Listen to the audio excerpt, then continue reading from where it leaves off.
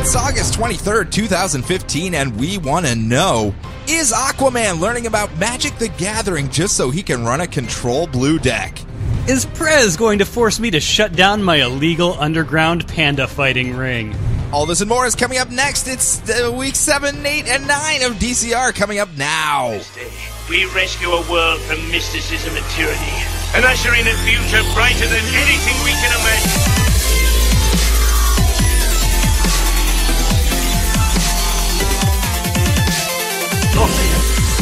Up in the sky! It's a bird! It's a plane! It's Distress Citizens Radio.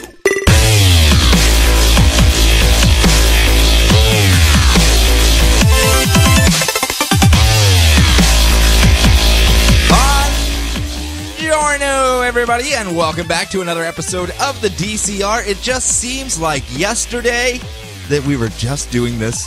Like, not even but a couple days ago, right? Oh, yeah. Yeah, I mean, 35, 45-ish. But I, of course, remain your host, Sean Lamont, comic book reader extraordinaire, and I am joined, as always, by my cohort in crime, Mr. Brian Glein. Hello, sir. Hello, Sean. I haven't seen you in a little while. No. Well, you've seen me, but we haven't, you know. Yes, well, we haven't really, done this in a little while due to the whole crazy schedules, and we're still doing it. I'm actually on call right now, so if there's weird editing where it just stops, that just means work called me and I had to do something real quick. Suddenly it sounds like I've got strep throat or something because it's being recorded 3 weeks later. It's not even me anymore. It's just a different person. No, I am Sean Lamont. Greetings, I'm Mr. Lamont. It's all just a robot voice from then forward. And, of course, Liam is here as well, so he's going to be helping us out. But what we're going to do is try to play a little bit of catch-up. Where we had left off was mid-July, before the rude interruption of life. And we're going to try to wrap up the rest of July, the last 3 weeks. I think we have the third week, fourth week, and a fifth week in there even. Yep. So we can get a little bit caught up, try to burn through some stuff. And there's going to be no rhyme or reason. Well, there's going to be some rhyme and reason. Well, you put the rhyme and reason together, so I hope there's I took a page out of the Nutty Professor, and I just clumped it all together. Fair enough. Mm-hmm. Well, clumpy clumps. Let's do this then. What we are going to do, though, is go over all of the books that came out from DC Comics in that time frame, that third week, fourth week, fifth week of July. So if you do not want those books spoiled, you probably do not want to listen ahead. We're not going to go too in-depth, as per usual. You guys know the spiel while we're doing this whole crazy schedule stuff. So hold on to your hats and let us jump forward. Let's clump forward. Clump forward into this week's books, or lots of weeks' books.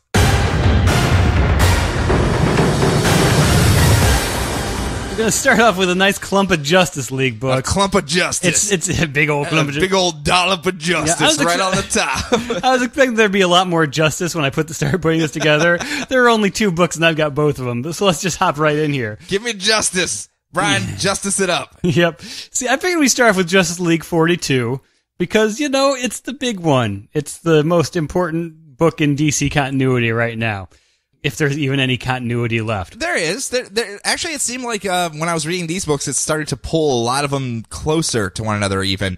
Some of the weirder books, though, not the ones I would have expected to be running with larger world building and stuff like that, but like Lobo, Green Lantern, Sinestro, they all kind of have a through line running through them. Space, Well, yeah, I guess that's kind of a very large bucket, though. Yeah, and even seeing Black Canary posters and Green Arrow, the tonal difference between those two. The Batgirl Annual that was basically, "Hi, let's go on a tour of Gotham." Here's an amuse bouche of Gotham if you want to try everything out.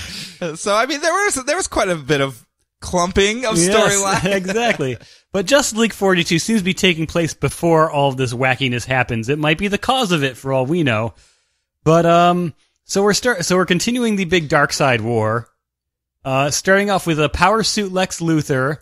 He has been shot by his sister, and he and V-collared Supersuit Superman have been teleported off to Apocalypse. Uh-oh. And that's never good. Well, I mean, it depends. If you want to not live much longer, it'd be a really great destination. Yeah, if Jack Kevorkian had a boom tube, it would have made his job so much easier. If you have a bunch of sticks with marshmallows on them, Apocalypse isn't that bad of a place to go. I mean, if you really want those s'mores bad. Yep. We don't see much else from them in this issue. That's the other problem. I'm going to keep getting mixed up with the stuff that I've already read from August, so I apologize. Great. Way to go, Brian. Mm-hmm. So, scot-free, Mr. Miracle is trapped with Myrina Black and her griffin in her super... Wait. Whoa. She just has a griffin? She just has a griffin, yeah. It just hangs out with her. And no one talks about the griffin, but it's there, so everyone just kind of has to, like, awkwardly try not to acknowledge it. Don't make eye contact with the griffin. Yes, especially with the bad eye that makes it look even creepier. And they're in her super secret honeycomb hideout of forgotten Amazon war trophies. They are not getting along well. He teleports away from there after she stabs him in this pancreas. Well, I mean, I would probably leave as well. I would at least storm out in indignation if someone stabbed me through the pancreas. Why I never? Don't go to one of Myrina Black's house parties. Nothing good comes out of it. So Grail, the daughter of Darkseid, and is on Earth with the Anti-Monitor. She just said, "Hey, Anti-Monitor, want to come check out Earth? This is a cool place." It's got a nice mall scene. I mean, you could really get your Orange Julius fix going on there. I know how much you love them there, Mr. Anti-Monitor. And you can destroy humanity. And while you're there, it's very convenient. Yeah, she's trying to draw out her dad. So Metron is there also on his floaty chair, and he saves the Justice League because they're not doing very good. Against Grail. And the Anti-Monitor. And the Anti-Monitor. Yeah, and the Anti-Monitor. I guess that's kind of a slight power bump right there on that team. So he teleports him away to a safe zone, and they try to play 20 questions about the Anti-Monitor with him, including Hal Jordan blowing like half of his questions, acting like he's playing a game of Guess Who. It's like, does our enemy have a beard? Hal, what are you doing? Maybe those wires are covering a beard. I just want to know my enemy. So Metron resists their questions because of the chair. So Wonder Woman does the old lasso shindig and the lasso of truth, where they have to actually answer correctly. Yeah, so she forces him to basically he says, "Oh, you've got to take the chair away from me." He's even resisting the lasso of truth, which very few people can do. So she just since she's already got the lasso around him, she just kind of goes yoink and pulls him off the chair. And then Batman immediately calls dibs. Shotgun, and he goes and runs up on it's like, "I am Batron now, hello." I do love how they're calling it is the literal Bat God now, and it's like, yeah, take your cake and eat it too. Yep. And he asks the chair some simple questions like, "Who shot my parents?" "Joe Chill, you are correct." "What is the Joker's real name?" Bing. No, that can't be right. No. No, it can't be. I love the... Oprah Winfrey, no! Yeah. So, Batman is now the god of Wikipedia and can answer everything. Well, hopefully his isn't as hit or miss as Wikipedia, because that would be a really crappy power. If I have the power of easily editable information that anyone can just pump in something... Joker's name is D's Nuts. Wait a minute. Wikipedia, you have failed me. Big stuff happening. Yeah. Though. Definitely big. As I said, I love the fact that they're doing the Bat God literal, and it even has next issue, Bat God. So, I mean, we just had the power ramp down with Batman as far as him being knocked out of the picture and the stabby stab fight that he had with Joker in his own book. I mean, pretty grounded at that point. Yeah. Not really craziness, but now it's back up to the full Bat God regalia, and he gets to have some fun with that. And if the rumors about what Grant Morrison wanted to do with the Justice League back around Final Crisis are true, he is giving the biggest stink eye to this crossover right now. Really? Is this what he wanted to do with them back then? Or apparently he wanted the next generation to take over and just let everyone else ascend up to the new godhood. Oh, that actually would have made sense. Mm-hmm. Yeah. And then you could call them back down whenever Ultra Threat comes in. Yep. And maybe some of them could be fallen gods for a little bit and then reascend afterwards or whatever. Yeah, there's a couple story things you could do with that. Yep. One or two. I can see maybe but why. From a marketing standpoint, I understand. Why he's just glaring angrily. Yeah. So you got some more Justice for me? Yeah, I've got Justice League. League. Sated in Justice. Yes, Justice League 3001 number 2. This is much less justice, though, and this more is more guffaw. More silliness. So the Justice League 3000 is able to stop the Starro Collective. They were fighting the Starro Collective when a pre-Flashpoint Supergirl shows up and finds Starro Prime with her, Superman powers, and demands peace thanks to a whole bunch of punching. Guy Gardner 3000 is all, yeah, girls can do anything. Wait, I'm very confused because Guy Gardner is now a lady. Still named Guy Gardner. Hormones apparently are causing issues. That's what it says. Yep. So the pre-Flashpoint Supergirl has shown up, the one with like the yellow belt and the blue skirt, Michael Turner version. Okay. So she is there now for some reason. She's probably going to join the team, or she's just going to go wander off like some of the other introduced characters have. But and we get these rather amusing backup facts, where we are reminded that Ariel Masters is now Lois Lane 3000 in Ariel Masters' brain, who apparently is in charge of the Injustice Gang. And yes, is evil and wants to kill them all. And she's also running the Justice League and trying to sending them on missions to kill them. Which is absolutely a hysterical setup when they're talking to the Starro Collective. Mm-hmm. She's like, what do you mean you didn't kill him? Wait, you wanted them to die? I mean, no, I did not want them to die. Yep. And there's another one where Maxwell Lord 3000 lets us know that Firestorm 3000 is now in charge of Cadmus, and also Firestorm kills Maxwell Lord 3000. But it doesn't count, and it even says so. Yep. FAQs are not reality. They're safe to do whatever. Considering they're arguing with the editor the entire time, Looney Tunes style, so they were having quite a bit of fun. Quite a bit. Yep. It's slapstick fun, but really detailed at the same time. Like there's so much stuff going on, crazy world building, and I think this book wins the sheer number of people in a book award every single issue, because it's always like some city shot with 10,000 individual people out there, all with different clothes and hats and everything. I'm like, why would you do this to yourself?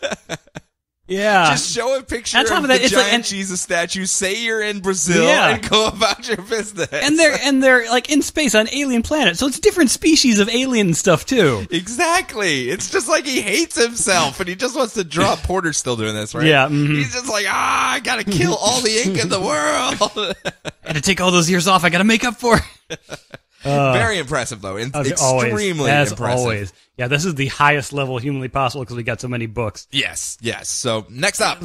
Superman clump. Clumping. Not a big clump, but it's a clump nonetheless. Superman, what a mighty Superman. Yeah. Say it again now. Okay. So, Superman Wonder Woman number 19. T-shirt Superman and Under Armour Wonder Woman fight the Suicide Squad, who've been sent to slow down Superman from trying to figure out who's trying to erase, like, Clark Kent from existence. Okay. Since everyone now knows who he is, like, they made his family, his childhood home just kind of disappear. Well, it's something to do. Yeah. Passes the time at the very least.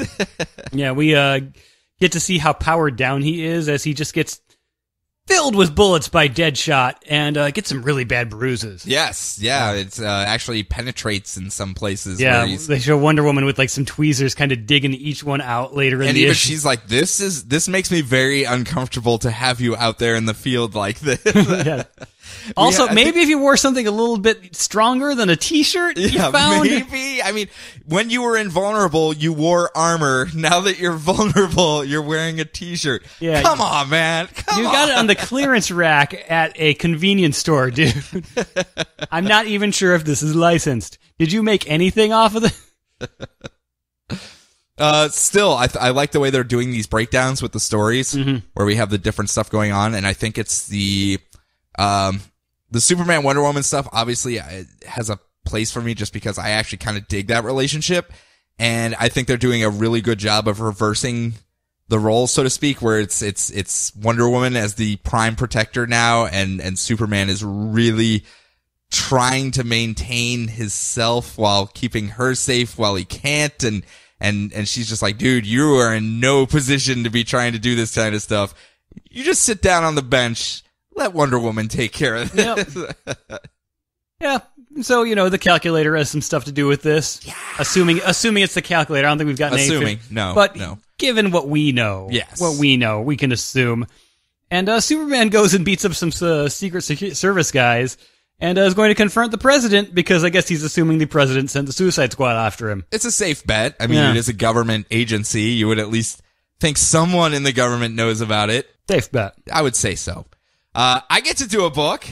I actually read something. Yeah. So I'm going to do it, and it's Superman number 42. As we were just talking about, all the different storylines are split up, and this one's a little bit in the past, before the secret identity of Superman had been released and before he had lost all of his powers. He still had the super flare thing going on, and he would get weak for a little bit, but then it would come back to his full strength. And we actually start getting some answers as to what happened.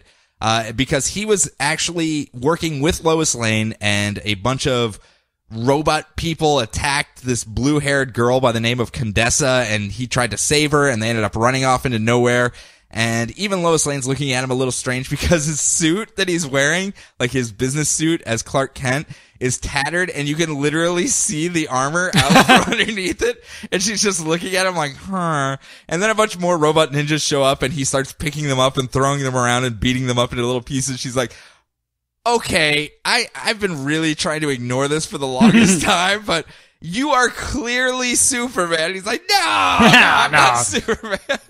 And then she starts ripping the tattered rags of his shirt off. Like, I can see the armor right here. Like, look, the S is peeking out from the bottom of your ripped shirt. And he's like, oh, okay, you got me. It's me. But you can't tell anybody. And she is legitimately angry. She's like, why would you not tell me this? That's a horrible thing to hide from me.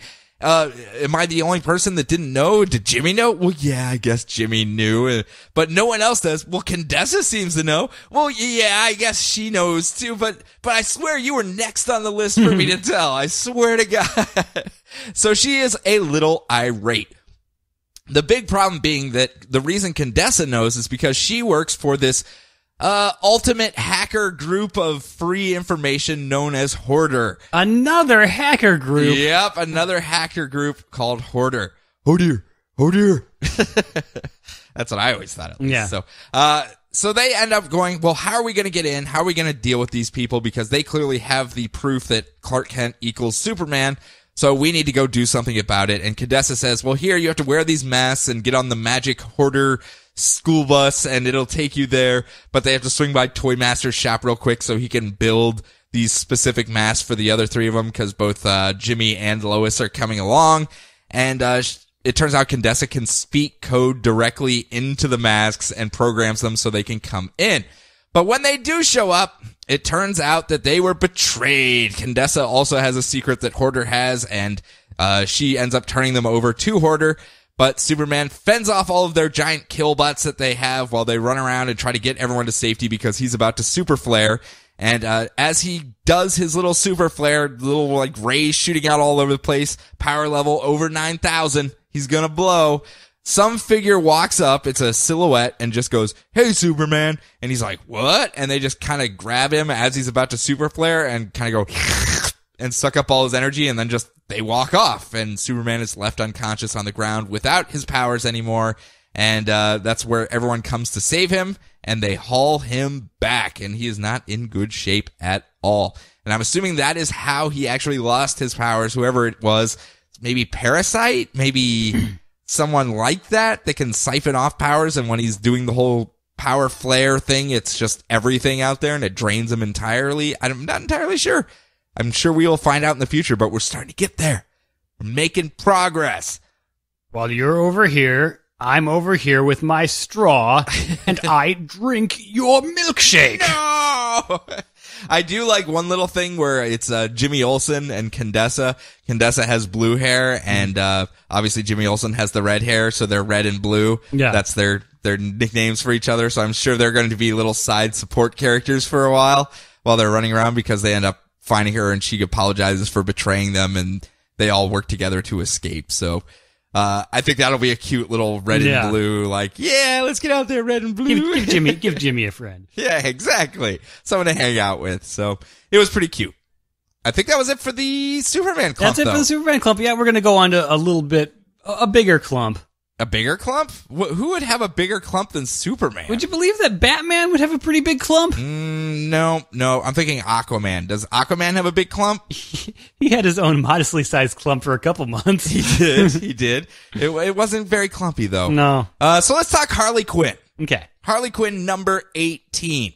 Harley Quinn and her gang of Harleys, the social outcast that she has pulled in to form a Crime Stoppers for Hire? In case you weren't completely burnt out on Harley Quinn yet, let's spread her out as much as humanly possible. Honestly, I thought that was a good idea to kind of keep the overload from happening because you get more characters in there. They have Egg Foo on their team. Yeah. They brought in Egg Foo, a bunch of circus people, and a bunch of Harley-esque people of differing styles. So they're broadening their appeal as far as the brand, which is exactly what Batman did. Mm-hmm. You can't say they didn't. They're just following the motif that's already been set before them.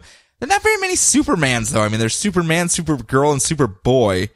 Was there ever like a Superwoman? And then there's Steel, and yeah. There was a Superwoman at one point. Okay. There have been periods of time where there's just been a crack at it at least a couple times. Yeah, they have. It didn't stick all that much. Mm-hmm. All right, fair enough. Well, not to say nothing of the Super Pets. Unfortunately, we talk about them later, I believe. I believe okay. I do. So, no, actually, we missed it. Justice League 3001, where they were asking about the myths of the monkey and the Supergirl. The Super Pets were just a myth. Come on. Well, in this one, it is the Gang of Harleys versus Captain Horatio Strong, a.k.a. Popeye. Not Popeye at all. Not Popeye, I'm sorry. Who has found some magical alien kelp and eats it and then goes da-da-da-da-da-da and unfortunately also becomes homicidal. Slightly off-brand Popeye. Slightly off-brand. He's like the one that you just get airbrushed at the amusement park. But they're trying to take him on. And why is he wearing jean coats? I don't understand this. I do love the fact that Egg Foo has a bunch of myriad robot suits that he uses, and in this one he has a shark outfit because they were heading out to sea, or at least onto the docks, but they were actually on the docks, so he's not very useful in his shark costume, just kind of laying on the ground. But they do end up trying to take out Captain Horatio Strong, but he beats down everyone, including Harley Quinn, who then we get a little side thing of her having a pirate dream of her trying to save Poison Ivy from the evil pirates of Gotham Bay, and it's all the villains and heroes of Gotham trying to screw with her, and she comes to just in time to find out that her gang of Harleys went to Captain Horatio Strong's house after she got knocked out, and they have all been taken captive by Captain Horatio Strong, who took them out to sea, and so it's going to be up to her and Poison Ivy to save her gang of Harleys before they're murdered by Popeye out in international waters. I mean, where else would you murder people but international waters? Yeah. You would have to have a monkey fight, too, before you murdered everyone. Monkey knife fight, monkey knife fight. One of my favorite episodes of Simpsons. Wow, that's old school, but they end up having monkey knife fights in international waters. Man, that might be after I stopped watching. Is it after season 8? I don't remember when it was. But yeah, again, it's very slapstick. Very, very slapstick, but some of the stuff really hits with me, especially the Egg Foo stuff. It's just so awkward and weird, and Popeye is doing everything to not be Popeye, but everyone's like, aren't you Popeye? I mean, ha, ha, ha. So next up, let's give me some more Batman-ish things. I've got the son of Batman. I've got Robin, son of Batman, number 2. I guess that'll work. Yeah. So Damian is continuing to try to atone for his year of blood, where he just murdered and stole all sorts of crap. Just cause. To prove himself to the League of Assassins. So now him and his giant furry red man bat, Goliath, or werebat, my apologies. Yeah, not a man bat. Get right. So he returns the head of, and then has to fight a gigantic psychedelic stone Aztec guardian statue that actually eats reality, I guess, and turns you to stone while you trip out like a crazy 60s psychedelic dream. Yeah, I guess that's something you fight. Yeah. So This one's being written and drawn. But because that is totally a story beat that you go, here, artist, I'm giving this to you. Yeah. Pat Gleason, he's doing a very good job writing this. Very much. But he is very obviously writing towards what he wants to draw, but he's doing it in the least ham-fisted way humanly possible. Yeah, but it was just one of those things. No, because let me tell you, if I had the artistic capabilities of drawing a professional comic book or whatever, sure, psychedelic Aztec Guardian, I would be all over that. That would be the first thing I would put into one of my books. No explanation, just psychedelic astral guardian. Here come the Aztecs, oh well. And there they go. Yep. So followed by dinosaurs. Yep. So Nobody, like the character Nobody, the daughter of the original Nobody, who is now also Nobody, helps. See, when I write down in my notes, Nobody helps, I'm like, this doesn't sound right at all. So Nobody helps out and winds up joining him on his mission. So watch out, Emiko. Yeah, what is up with this? Why is everyone pitching Damian with everyone else except Emiko? What's happening here? Did I miss something? I know I've been out of the loop for a little bit. Is the Damian Emiko thing just gotten cold already? Did it ever start? It started when I said it started. Okay, I see. I see. Yeah, so the two of them team up and they save the city from gorillas. I know this is DC Comics, but this is like the terrorist kind of. Yeah, like a military gorilla. GUER. They save the city from gorillas, and the Aztec Guardian stops. Oh, you care for this city now? I will stop making you trip balls then. We are all cool. So, and there's also a magic sword involved that might come in handy later that, Damian is not in possession of anymore. Where did that end up going? Didn't someone end up taking it during the whole... He may have gifted it to his mother or just someone important in the League of Assassins. I think his mom took it or something. Yeah, that's right. Okay. This shall be a gift for my mother. Because you see flashbacks and stuff in this, too. Yeah, there is a lot of that. I kind of like the filling in the gaps of the training of Damian and stuff, because in the New 52, technically we've walked into, Talia and Batman had a kid and there was a crystal that made him age quickly, and here he is. He was trained as an assassin. It all happened in 5 years. Just deal with it. So, I mean, I understand we have years and years prior, at least 3 or 4 years prior of stuff that could or could not have happened in that various form, but I do like the fact that we're going back and filling in some of that stuff. It wasn't even in the old stuff as far as the pre New 52. So I mean, we never really got the training of Damian and the actual how he was raised, not to the extent that we're getting it now, at least. So I like that quite a bit. Right. Doesn't hurt that I really like Damian. Well, so yeah, exactly. I'm just sure. What do you want to do today, Damian? Psychedelic Aztec God? Sure. Yeah. Hey, Damian, have you have a comic drawn by one of the best artists? Also written by the same artist. It's just awesome stuff happening. Yeah, go right ahead. You just do that. You got a pet werebat? Yeah, cool.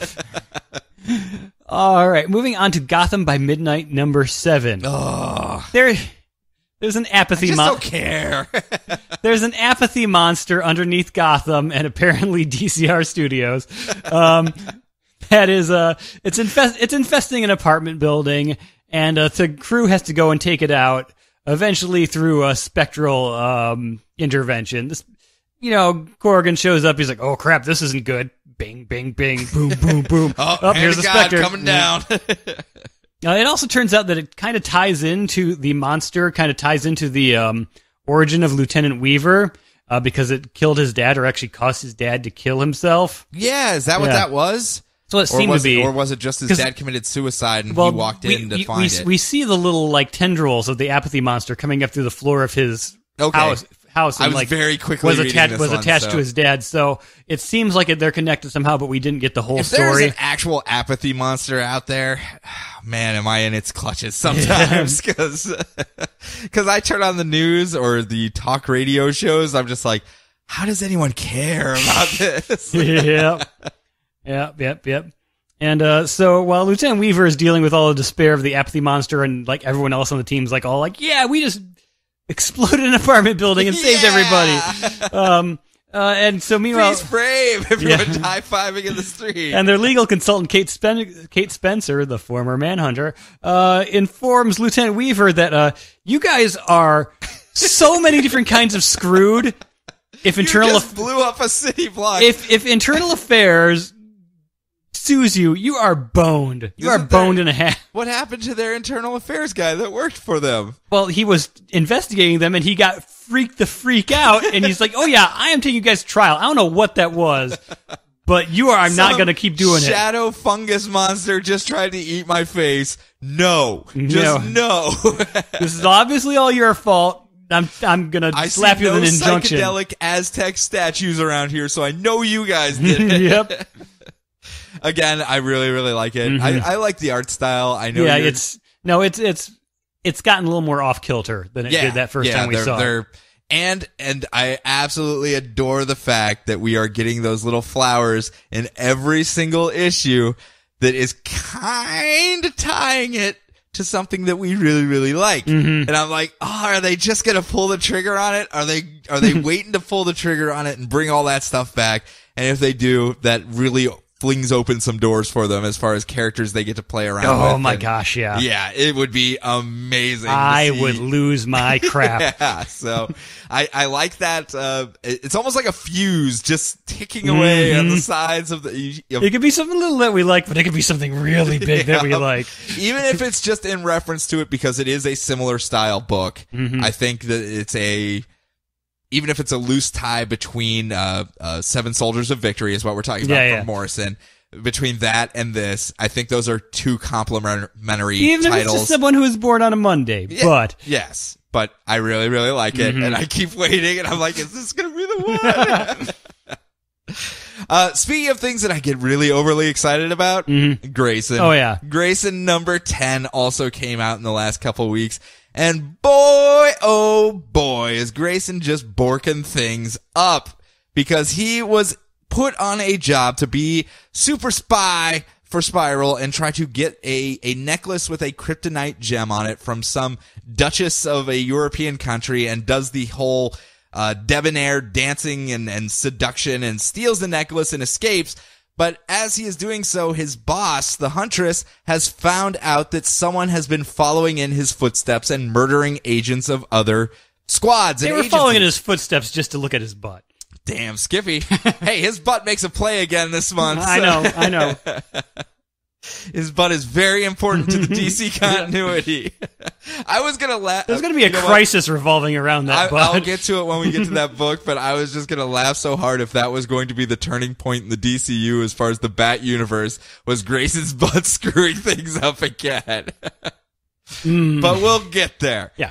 So the Huntress believes that it is actually his partner, Agent Number 1, that it has been framing him because Agent 1 has been on each one of his jobs as well and says, knock him out and escape. And of course, Agent 1 is like, oh, you screwed me, Grayson. So he's really ticked off. You rascally Grayson. Yeah, he's ticked him off and he swears he's going to kill Grayson next time he sees him. Where elsewhere, Grayson gets to do the drop. He stole this little kryptonite gem and the necklace and he's heading off to Corsica to do the drop, hand it off to whoever it was that hired Spiral to do it, and who ends up being the hirer? Brian, who do you think hired him? Who would hire Grayson to steal kryptonite to deliver to him? Who could possibly have use for kryptonite? Captain Carrot? Close. Metallo. Lex Luthor. Okay. Lex Luthor shows up and Grayson's like, you're like one of the 4 people that know I'm still alive. What are you doing here? He's like, I can see through your hypnos. That's why I knew it was you because I'm the one that actually invented them and sold them to Spiral. And looky here, I also have developed something to control people with all of those nanites on you. And he's like making him move his arms and try to grab the waitress's butt and stuff. And he's like, no. So he's like, hand it over. Give me the kryptonite. I bought it fair and square. I'm working with the Justice League. We're all good guys here. We're all good guys here, Dick Grayson. So just hand me the kryptonite. He's like, ain't no way in hell. And he dives off the side of the cliffside restaurant where they were eating and jumps into his spiral chopper and flies away into the night. Meanwhile, Agent 1 is kind of hiding off somewhere trying to plan his revenge against Grayson. When he gets contacted by the Huntress who says, okay, it looks like you're actually in the clear. It wasn't you. I need you to go take care of something elsewhere. And he goes, fine, I'll go do it. And just before he can leave his little hideout, what looks to be Grayson drops down from the ceiling and puts his little baton sticks around the neck of Agent 1 and is about to choke him out and kill him. But he looks like evil Grayson. Evil. He doesn't have a goatee, though. If he had a goatee, that would sell it. Yeah. Or a monocle, maybe, or something along that. Now, we have seen before in Grayson that there are, I don't want to say cloning or live model decoys or anything like that, but we saw, like, with Mr. Minos, there were multiple copies of him at one point. And I don't know if they have cloning technology or what they're doing, but it seems like you literally cannot trust who it is or which version of that person it is that you're talking to at that time. And it's very, very messy and intrigue all around. I love it. Absolutely adore it. It's fun. The side characters have really grown on me. Dr. Otto Netz, the daughter of Dr. Netz there, is amazingly funny. Yeah. Amazingly funny. Is same with the other Dr. Ashburn that's working with them. And, of course, Huntress Bertinelli and Agent 1 always calling Grayson stupid and hating on him. It's just a lot of fun. I really enjoy it. It's a good story to tell, and I cannot recommend it enough. Not that I've ever done that before. No. I know this is a big turn from Grayson from the past, so, ignore what I said before and buy it and check it out yourself. Yeah. Do I keep going? You keep on going. You've got Harley Power Girl. Oh man, this is a lot of work here. So a little bit of tonal whiplash, but not too much. We go from the sexy rear end of Grayson to the sexier biceps of Vartox, the man who can seduce anyone. Right? Isn't that his thing? I guess, yeah. Wouldn't you call him the roofie that walks like a man? Yeah. Well, Power Girl and Harley Quinn have found themselves in a bit of a conundrum. They were warped out to some distant part of the galaxy that is actually the grooviest place in the entire galaxy. It is the groovy Groovinsons, and unfortunately their leader Vartox has been taken captive by the prudes of the universe, a guy by the name of Odious something or others. What is his name? Oryx Odious, something like that. Whatever. He's come in and just brought in his armies because these guys are just way too loosey-goosey, and now Power Girl and Harley Quinn have been caught in the middle of this war because they have to find Vartox to get a hold of his portal so they can get back to Earth and back to beating up the low-rent, mall-robbing Sportsmaster and who else were they fighting over there? Clock King. Yeah, Clock King, and yeah. So they have to get back to the mall in New Jersey, and this is the only way to do it. Unfortunately, they get split up. Power Girl's trying to beat up the hordes. It's a groovy planet, but it's not that groovy. She's trying to beat up all of the hordes of people, the prudes that have attacked, while Harley Quinn is dealing with the Killy McHappy Bot 2.0, which is literally a robot with scissor arms and a giant smiley face in its chest that asks everyone to orderly line up so that it can sew shut all of their orifices. It's a very kind robot.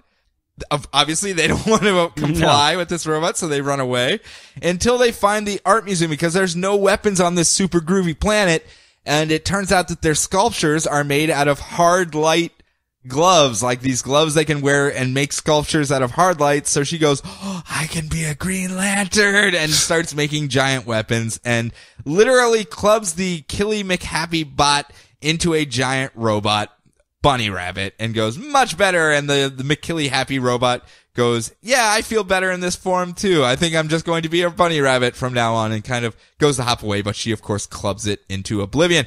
Unfortunately, for both of them, they are confronted by an even greater power on this planet, and that is the XGF. The ex-girlfriend force of Vartox. Well, the ex-girlfriend force and Cherub, who's very angry because it was just a one-time affair, and he's a guy, and he is not a ex-girlfriend. Let's just get this straight, guys. I'm standing right here. It's the exes of Vartox, not the ex-girlfriend brigade. And they end up helping out Power Girl and his people like Envoy, Firefox, Salamandar, Carnal, and Cherub. Have these characters ever shown up that you know of? Not that I can think of. Fair enough. Well, they decide they're all going to work together so they can free Vartox, who is up on the lust moons of whatever.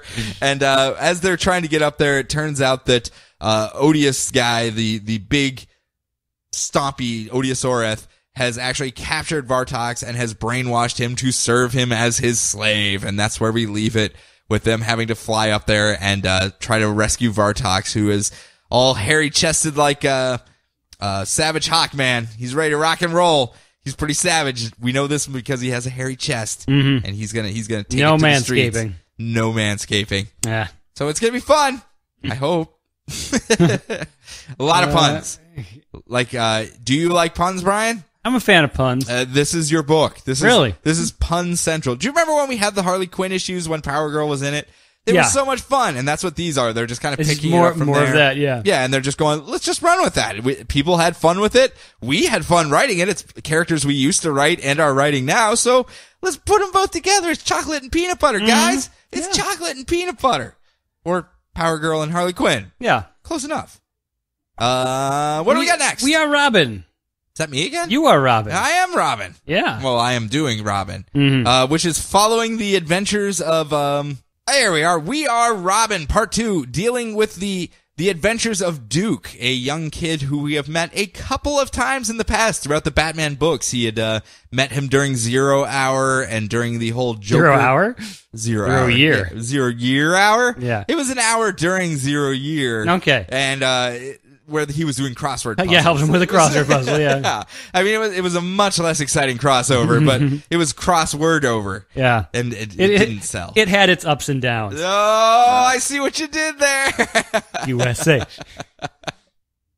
But we're following the adventures of Duke, who, after the whole Joker virus thing, where the people of Gotham had been turned into Joker zombies, his parents never returned from that, and he's trying to find them, and he has gone down into the sewers because he heard that some of the people that never fully recovered were living down there, and found that a gentleman by the name of Ratcatcher has been teaching the homeless people how to make bombs. The guy with the dome on his head with a rat inside of it? No, this is a different one. How many rat catchers have there been? There's a lot of rats in Gotham City. Okay. You gotta cut him some slack.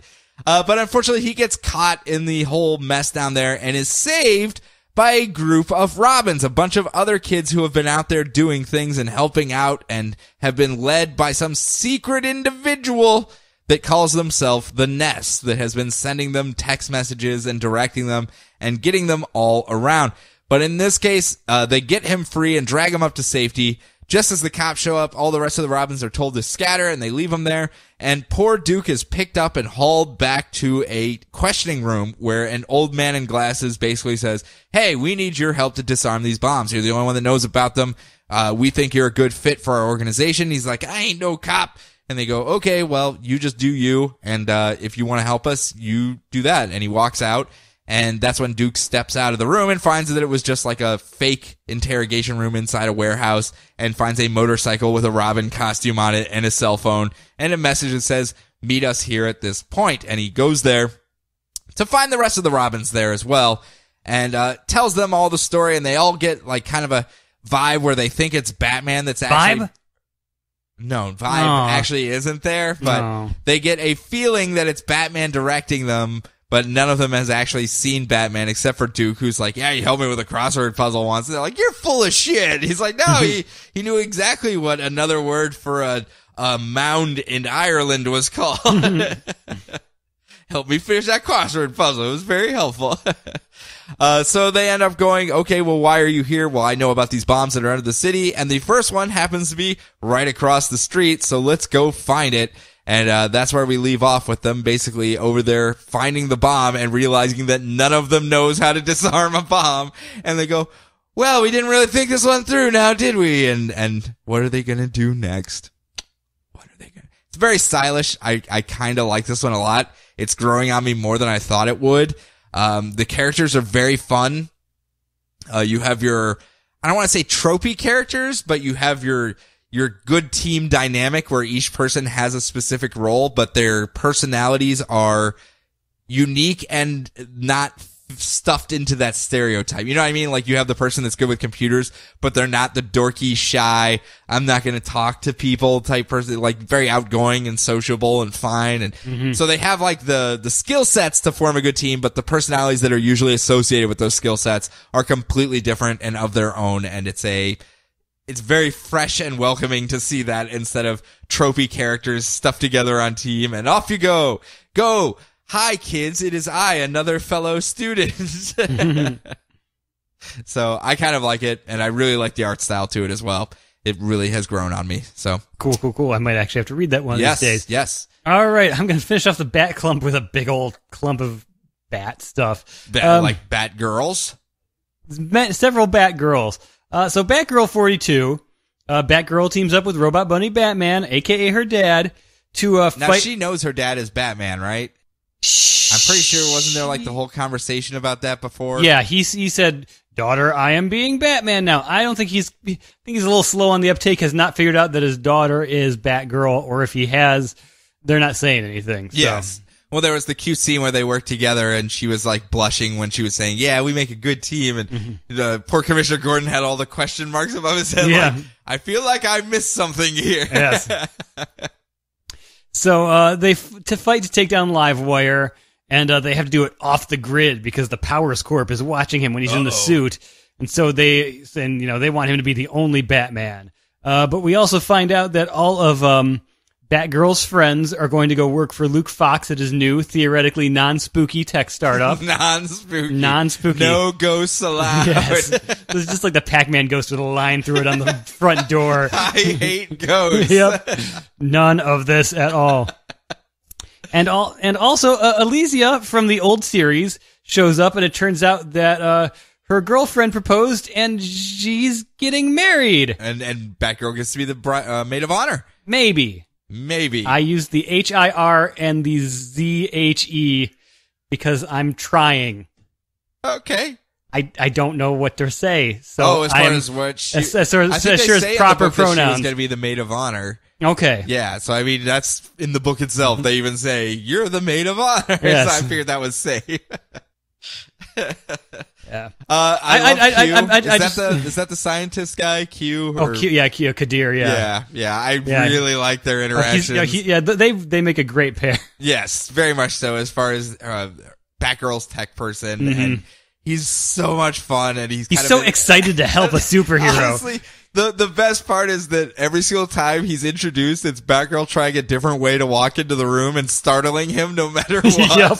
And he's just like, "I don't know what to do. Just every time I see you, I jump and drop things." How am I always carrying something? Yeah, it's like he should just be drinking like a big sip of milk right whenever she walks in the room, so he can just spit take all over the place.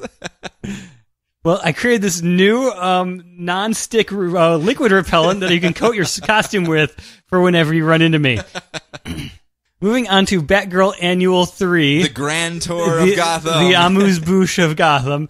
We get a story with a Bengal drawing, where she teams up with Spiral to fight some terrorists who work for Gladius, who are trying to steal the Hive Mind device, which has something to do with the Negahedron. So Batgirl is with the Huntress, and Grayson is there too, but he can't let his ex see him. Also, everyone still thinks I'm dead, so he disguises himself as an old man. They team up and they stop the bad guys, but as a Spiral gets onto the helicopter, Barbara spies the old man's butt. Wait a minute. That butt looks awfully familiar. I know that butt anywhere. We get a... But she does no, that's impossible. He's dead. It couldn't be. But I absolutely love the fact that was the moment of tension in that book, of that portion of the story, was the fact that she saw his butt and was like, "Is that Dick Grayson?" Yep. Let's see. Next, little tiny one, David LaFuente hopping over from Ultimate Spider-Man. That's cool. Okay. Batgirl and Spoiler team up to stop a Gladius goon lady who gloats about Gladius, and Spoiler tells you, "Hey, I'm being trained by Catwoman." Editors, that's how they wanted to use Spoiler. I know the whole Batgirl thing is a lot lighter than the other books, because obviously in Catwoman, that's not how this is playing out. Spoiler is not the bubbly, effervescent, bouncing around like, "Ooh, I'm being trained to be a superhero. It's gonna be lots of fun." No, that's not how that is playing out in Catwoman whatsoever. But if that's what they end up trying to meld her into, like the way she's portrayed in this book, that was really fun. As far as the, we try to keep our game face on in front of the bad guys, because she's all bouncing around like, "Hey, I caught a bad guy. Isn't that super cool? It's the best." And poor Batgirl's just sitting there like, "Hey, tone it down. Be all super serious and glum in front of the bad guys." Yep. Your first supervillain speech. Come on. Yeah, my dad was Clue Master. Come on. Yeah. Next up, Ming Could Doyle. you imagine getting grounded by your dad if he was Clue? Oh, God.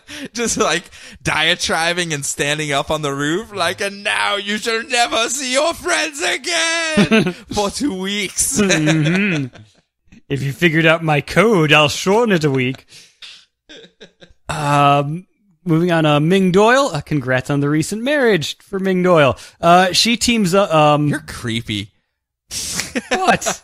Isn't that the one that you were following her? No. Stuff? Okay. No, like literally, the person she got married to and that guy's sister are all artists I follow on Okay, Tumblr. fair. So I saw all sorts of wedding Fair stuff. enough. Just making sure you're not being ultimately creepy. No. These are just artists I follow on the internet because I enjoy their artwork. You're gonna get hot litigation action if you I know. keep being the creeper like that. Yes. It was everywhere. I'm like, oh, good for that. Two people I like happen to get married. I was unaware.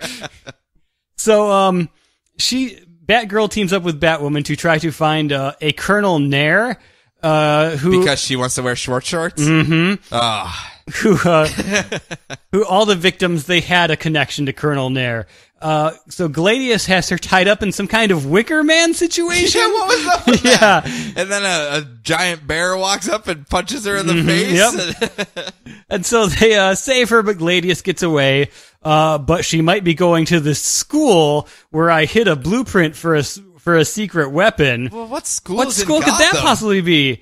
I don't know. Could Mingju Helen Chen be drawing another Gotham Academy team up? Oh.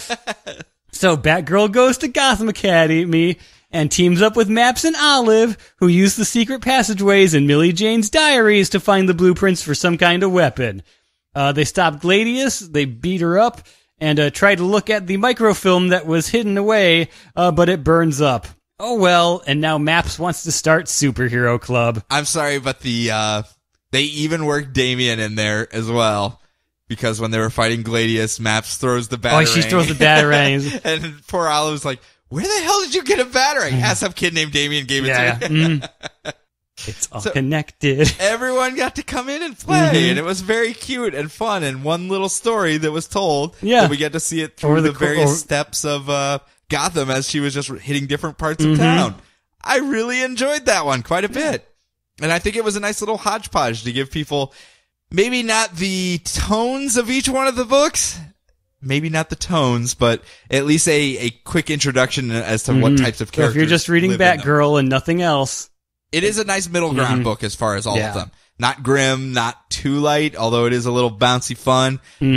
So I think it is kind of that middle ground between your Gotham Academies and your Batwomans that you can try to pull both together. Seeing her play in the Gotham Academy playground was pretty great. Yes, very much so. Literally and figuratively, I suppose. Yes, and I'm hoping that starts to grow a little bit, especially if we start getting Spoiler, maybe interacting with them because she's a little bit closer to their age group. Maybe get her over into Gotham Academy. Maybe Emiko, maybe Damien. Oh, yeah, they can share a room. Whatever. I already fight all of Batman's villains, so I may as well move to Gotham, says Arrow. Well, I'm already doing it over here, so. Yeah. But that's it. That's the first half of the show. A Gotham by Midnight Annual, a nice gentleman ghost mystery. He's, not as bad as you think he is. I liked that one a lot. It was really good. I really liked that one. Considering the only we just have limited time, so it's just like, I know. Gentleman Ghost. I just want to say that the introduction of Gentleman Ghost and the Savage Hawkman #1, this was much better than that. He's a gentleman. He flirts with Drake a bit, being all gentlemanly. Corrigan. And he just does his thing and seduces his way through the entire world. And then Spectre says, dead means dead, squish. But does he? But does he? Because he's a gentleman. Maybe he was just very polite to the Spectre and went, oh, I'm supposed to be squished now? Okay, that seems like a kind thing to do. I will take my little ghost spider tentacles and go hide off for a little bit. But I love the fact that it's Corrigan trying to solve the mystery, and then just Gentleman Ghost shows up, and he's like, in my day and time, we would greet our nemesis and shake their hands and look them in the eye before we would quarrel. It's like, okay, I kind of like that. Okay, but that wraps it up. That's the first half of the show. Brian, what do you have coming up for the second half? Oh my god, a whole bunch of stuff. Well, read off a couple. All right, Black Canary, Doomed, Secret 6, Prez, Teen Titans, The Flash, and The Flash Annual. And then I have Dr. Fate number 2, Green Lantern Lost Army number 2, Martian Manhunter. Who would have thought? Holy cow. Still surprising me. Mr. Biscuits, man. Aquaman, Cyborg number 1, Deathstroke number 8, Sinestro number 13, Wonder Woman number 42, and of course, Lobo Annual number 1. Sexy time. So hold on a couple seconds. We're going to take a quick break, and when we come back, we will go through those books.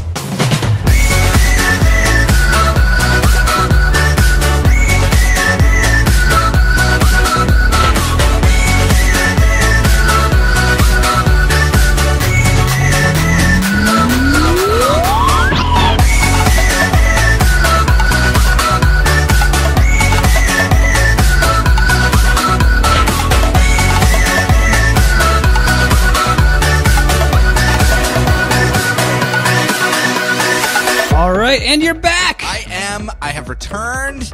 You guys didn't think I was going to do it, did you?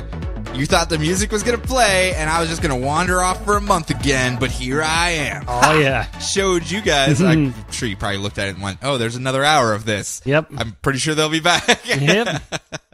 One more clump. Clump of other book. An other book clump. An other clump? An other clump. Ugh. That doesn't sound good at all. All right. Turn this around. Make the other clump sound good. Like, what do you got? What do you got in the lead off the other clump? Universal clump? No. What's the first book in the other clump? It's a Black Canary, number 2. Okay. Rock and roll! Rock and roll! Yeah. Hello, fellow kids. Yes, hello, Cleveland, and or other fictional cities from the DC universe. So Black Canary, she is training the team to fight. The team, the band. The band. She's training the band to fight. Yeah. Because they're getting attacked at every single show. By a bunch of monsters. monsters. By shadow monsters. And she's not the same shadow monsters from Superman. No. They're more like click aliens, less aliens. Oh, well, that's a very clear determination there. Yeah, the most important thing of all this is Heathcliff is terrible at it, and it's adorable how it's being depicted in the artwork. And he keeps, like, putting fish bones on trash can lids and walking around with it. It's like, Heathcliff, what are you doing? Yeah. My favorite, and you also see him taking a selfie to send back to Pommeline at Gotham Academy. I still love you. I miss you, honey. I'm sure nothing will go wrong with this long-distance relationship with a high school girl. Everything's going to be hunky-dory. This is totally going to last, and you're not going to dump me for some guy with a dumb name. Which, to be fair, if you've got a dumb name, you're probably going to Gotham Academy. So. It is true. It is true. Heathcliff was the normal name at Gotham Academy. And not only are they learning this to try to protect Ditto from said alien chick monsters, but they also have to deal with their catty ex-lead singer, Maeve. Yeah. Who just sort of shows up as all, oh my gosh, why did you dump me? So Gives you stink left eyes us? back and forth with Black Canary, who's kind of a royal bee in this book, to be honest. She kind of is, to be perfectly fair. She's being very aloof. I don't mean like a buzz royal bee. I'm talking like a biatch. She's the very aloof 80s action movie star, you know, who doesn't say a lot, so you can project yourself onto her. Oh, well, that's very convenient. Yeah, at one point they go to a music store and they get attacked by some mercenary guy. And we get this awesome music store fight where, like, she uses piccolos as tonfas and stuff. It's so cool. It is the only time I've seen someone beat down by flutes, I have to admit. Yeah. And so when they go to unmask him, it turns out to be Kurt Lance, her husband. Dun, dun, dun! Who, last we saw, was being treated like a puppy dog in the middle of the park between her, Black Canary and Amanda Waller, with both of them going, come here, Lance! Come to me, Lance! Come to me! And he decided to go with Amanda Waller. Yep. Because she said she could patch him up, because he had lost his, use of his legs and everything, and obviously he's doing kung fu kicks and flipping around, so. But he's doing better. I would assume Amanda Waller held up her end of the deal.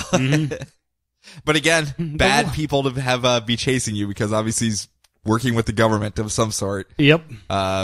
What was up with the giant, like, tank when they were off in the middle of the desert that was cloaked? And, Bende cloaked, apparently is how their cloaking devices work. Who was just, like, sitting there and she was about to touch it and then just went, no, we need to leave. Did that mean she knew it was there and said, oh, we better get out of here? Or did she just stop right beforehand? Because she seemed very surprised that there was a dude in the store with them being cloaked. But, like, not by the scene earlier. She was just going, oh, there's a giant tank here, I think. I don't know. It may be explained later. Fair enough. Fair enough. I do like how when Ditto, like, plays her riffs and everything goes all psychedelic, like there's an Aztec god or something that she's channeling. I do like, they had, like, this weird, like, I don't know, Jim Morrison desert freak out where, like, Heathcliff had the head of a, like, jackalope or whatever. Or he was the head of a jackrabbit. Yeah. Usual stuff. Yeah. Usual band stuff that you have to deal with. Yep. I can also do crazy psychedelic, though. Ooh. Because I have Dr. Fate #2 that is detailing the sad state of affairs for this Egyptian-American medical school student by the name of Khalid, who has found himself caught in the middle of a war between the Egyptian pantheon, in this case, Bastet and Anubis. They seem to be fighting against one another, and Anubis wants to flood the world, and Bastet's like... Start a market. Hydroponics for his market. So she has found Khalid and told him that he is the last in the bloodline of the pharaohs. And I don't know about you, Brian, but I do not know how many times I've been forced to do something I don't want to do because someone told me I was the last in the bloodline of the pharaohs. Mm-hmm. It's like, do I really have to give blood? Well, you're the last in the line of the pharaohs. I'm like, fine, take my blood. So annoying. Take out the trash, Sean. Do I have to? You're the last in the line of the blood of pharaohs. Fine. So much pressure put on these pharaonic shoulders. How would you say this? That sounds right. But he just can't believe that any of this is real. He has a magic helmet that when he puts it on, it goes all... They have a spear. No. But when he puts it on, it's like Yu-Gi-Oh! And his voice gets all really deep, and he's like, I don't have any cards, though. I'm not playing card games. A child should not have a voice this deep. Why do I have a voice this deep? I'm obviously 8, right? Right? Obviously. Although Yu-Gi-Oh! Did play into the Egyptian pantheon stuff quite a bit, so we could be dealing with some card games coming up. Sure, if you say so. We could be dealing with some card games. But yes, he ends up saving his father from a crazy pack of jackals that Anubis is leading around town, and ends up taking him back to the hospital, and then goes out to fight crime once more because crazy packs of jackals are roaming through the streets of the city, and it ends up biting his leg, and he chases it off, and he's like, good thing I'm a med student, I can patch this up, but it heals itself. And he's like, what the hell have I gotten myself into? And we actually get a quick little interlude where the helmet's trying to make him go to Wikipedia to learn about the Egyptian pharaohs and everything. And he's like, no, I have to study for my medical exam. And he's like, well, you're not going to do it your way. We're going to do it my way. Crazy psychedelic trip out. Flashback to ancient Egypt where he meets the servant of the gods, Bastet, by the name of Nabu. Who shows up and tells him, well, you're the last in the bloodline of the pharaohs, man. Yeah. This is what you're supposed to do. And he's like, everyone keeps telling me this. It's going to be my running joke for the rest of the week now. Yep. I'm not even on the show. I'm talking just anytime anyone asks me to do something, I'm going to bring that up. It's going to get really old really quick. Or when your kid's just like, why do I got to do this? Because. So next up, Doomed, #2. Reiser is still doomed. He caught Paul Reiser. Yeah, he caught the Doomsday bug, and now he transforms into a horrifying spike monster that he can still think clearly, but he can only communicate through roars and very awkward facial expressions that don't quite match up with the roars and grars. Yeah.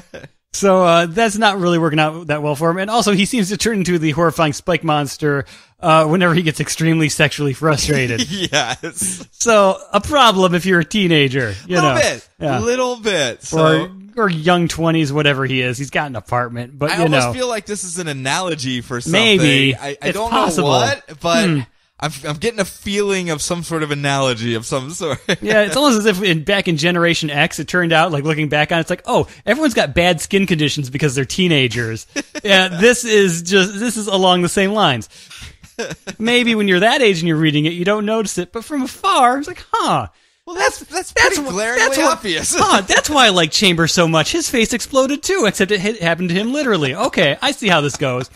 All right. So, but the important thing with this issue is that there's an alien disguised as some cartoonish nerd named Miles, and he's got a Marvin the Martian death ray, and he's been hired to take out Reiser. Oh, thank God. You're not the only one, or I'm not the only one that thought he was basically Marvin the Martian. Oh, goody. My space modulator. Yeah. Or maybe his girlfriend. I don't know. She was staring off on a balcony somewhere while he was talking. That might be important. But yeah, not quite the fun peak of the first issue, but I'm enjoying it so far. But he did meet up with his roommate again, who obviously is working for someone and is trying to track down where this giant Grar monster He's certainly not an Alpha Centurion or anything. Never. He would never. Oh, maybe he works for Pax Galactica. Oh, man. Oh, come on, Pax Galactica. If only. Come on, Queen Ellison. Let's show up somewhere else.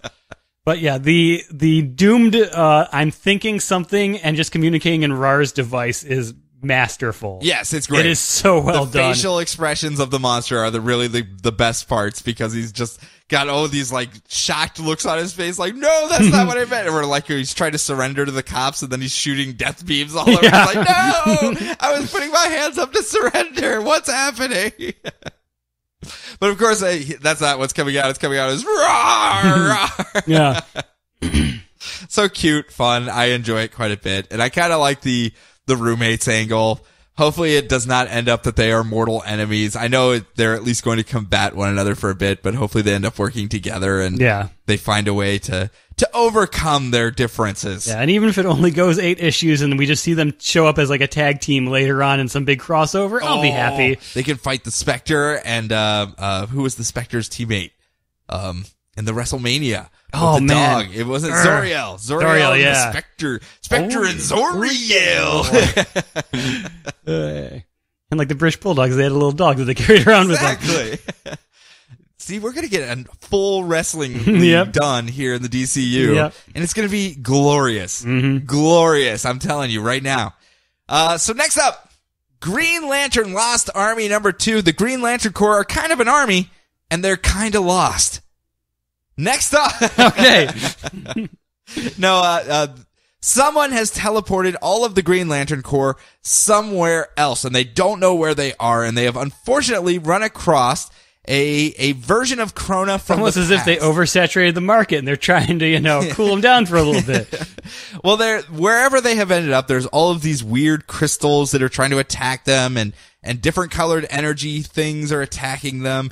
And they ran across a Krona from the past, Krona being one of the big bad guys, like a disgraced guardian of the universe that tried to destroy it, basically. Well, they were discriminating against him because he was so much taller than the rest of them. Well, yes, he was much taller than the rest of them. But in this case, this is before he did all that. It's like a younger version of him that's traveling through time and space, and they've kind of run across him, and they don't know if they should really tell him what he does, or if he is still a good guy now, or if this is posts where he switches over to be a bad guy. A guy named Krona travels through time. I know. I've got this feeling in my gut that I should be doing this. I don't know why. I just looked up the root of my name, and I should just be jumping through time right now. Yeah. I'm gonna do it. You can't stop me. My name is Krona. But they end up flying around, and they find this giant red energy pyramid, and they're like, huh. And Guy Gardner's like, sweet, giant red energy pyramid. Obviously, red lanterns are nearby. Where's my bros at? Where are my bros? And it turns out that the red lanterns of wherever they are show up, and these are lightsmiths, shall we say. They forge weapons out of their hard light, and that's what they use to attack. And everyone's like, wait a minute, we've heard this lightsmith term before. Where did we hear it before? I'm sure it's not important. And they're just, everyone's beating each other up until their rings slowly start to fade out. And Krona tells them, well, you can recharge using the giant red power battery. It looks like it's some sort of converter for energy, emotional energy spectrum. So it should charge your rings just as well as the reds or blues or greens or anyone's. And they go, okay, let's give it a shot. And they charge up and turn the entire thing from red to green, which really, really, really ticks off the Red Lanterns who are nearby, and they end up fighting their way to safety. And as they're about to leave, they go, you know what? I think I remember where this lightsmith term came from. And someone else pops into the scene as well and goes, yeah, you should remember it. I'm the one that told you about it. And it's Relic from his little pocket dimension universe, saying, and it looks to be a past Relic. So we have jumped back in time a little bit. As we know, his universe used up all of its emotional energy and kind of decayed into nothing. It kind of fell to the forces of entropy, and that's why he came over to the DCU universe. And now it looks like the Green Lanterns have all been kicked over to this universe before it fell apart and all of the emotional energy was drained. And now they gotta find their way back home. And poor Relic is just like, oh, let me open up my notebook and take notes on you guys, because he's scientist extraordinaire of this universe. And no one believes him. The end is nigh, but no one believes him. Now I'm gonna go a little off script. I know Brian was kind enough to put together a nice list because I am very, very, very, very busy man. And his list is lovely, but I have some books that are. But I didn't read everything like you usually do. So I'm gonna jump off to Sinestro number 13 because Sinestro went, all the Green Lanterns got teleported away. I turned my daughter into a Yellow Lantern. I wonder who could fill this power vacuum in the universe now that all the Green Lanterns are gone. Oh, the Yellow Lanterns. Oh, well, I guess I happen to have them lying around. Yeah. I guess we could take over and be the force of order in the universe. And everyone's like, okay, that's great and all. I see you have plans and you're going to do things, but New Korrigar is about to explode. Remember, someone sabotaged it, someone betrayed you, set the timer inside the core of the planet to explode. He's like, yeah, don't worry about it. I got that covered. They're like, do you really? Because you're just kind of walking around gloating all day. That seems to be all you're doing. He's like, yeah, I'll take care of it.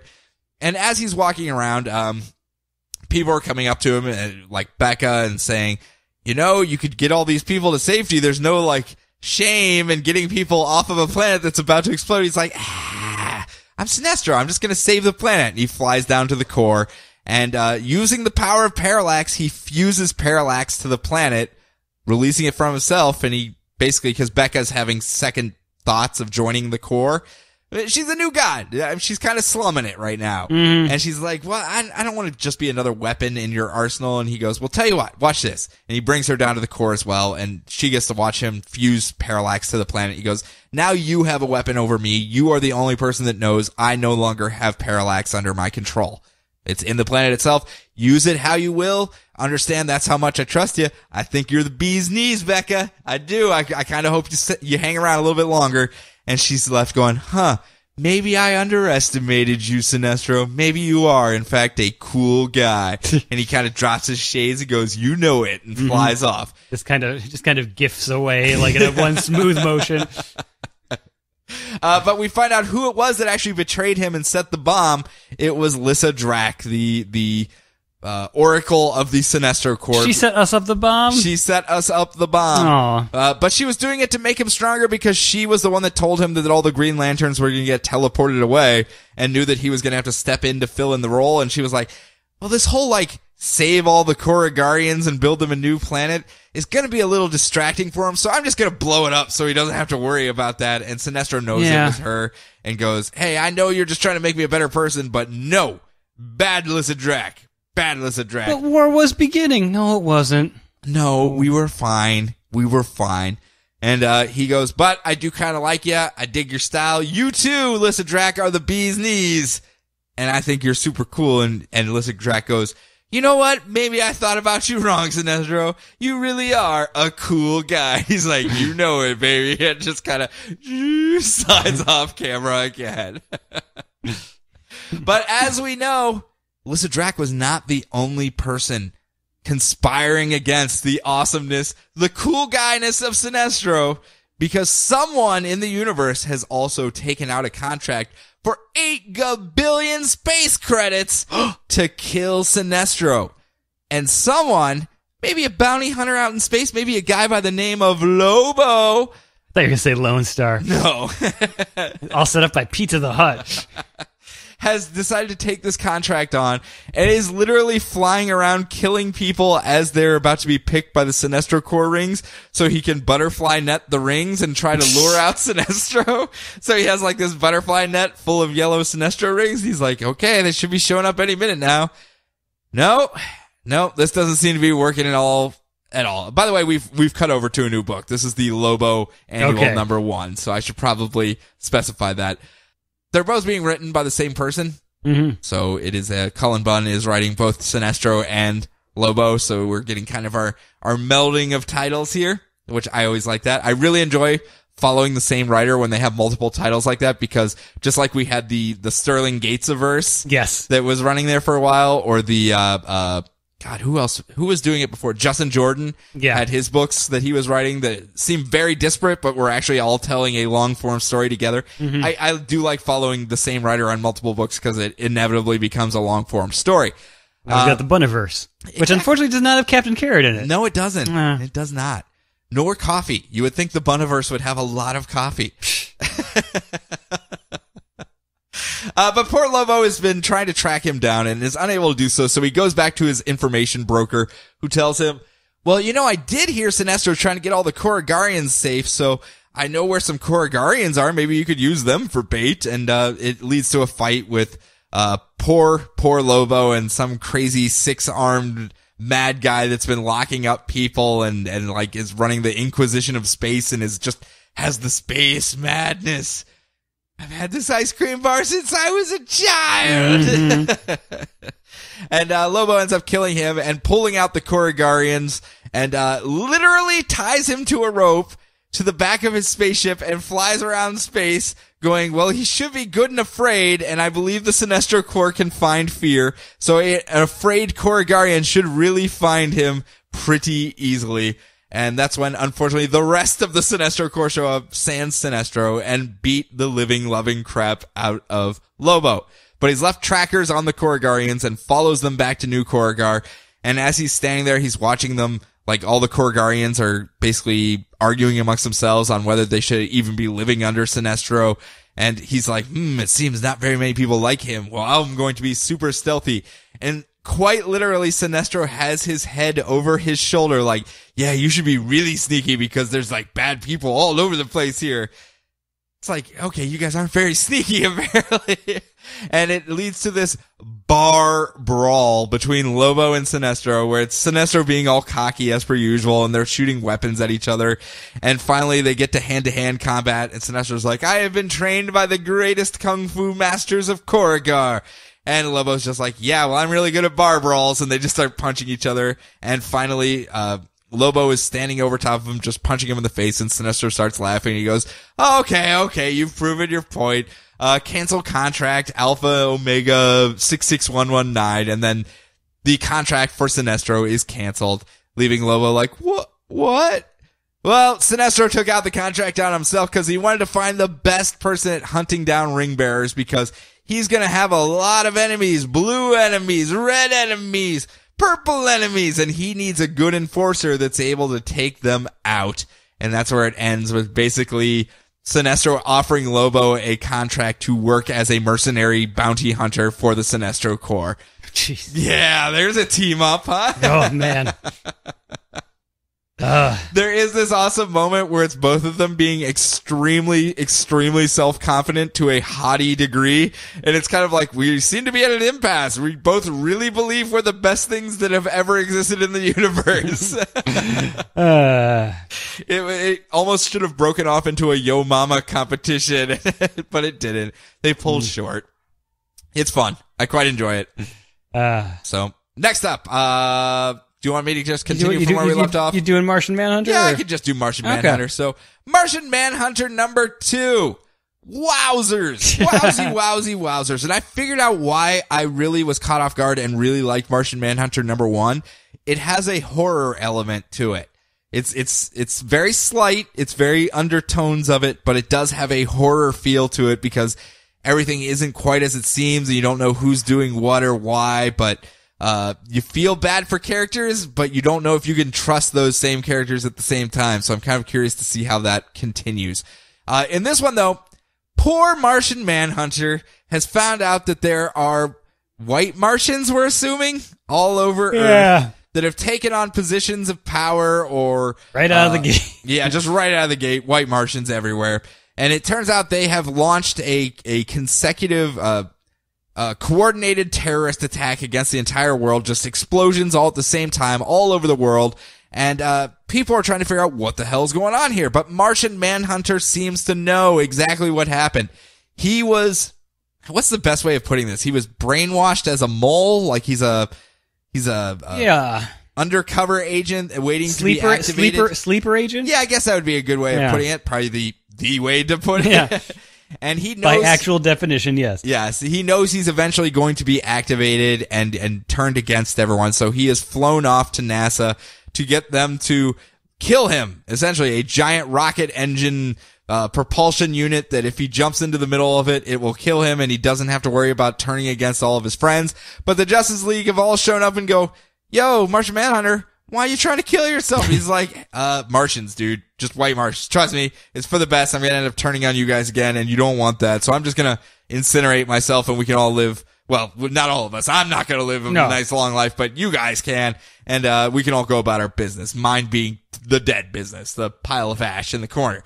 And they're like, "No, we can't let you do that. So we're going to beat you up." And they all start fighting one another. But that's really not the important part. We end that entire thing with poor Martian Manhunter jumping into the fusion device and being hit by it, and apparently, for all intents and purposes, dying, it looks like, with everyone like, "No, John Jones, why?" But the crux of this issue, should I go to the crux yet? Or should I talk about Pearl?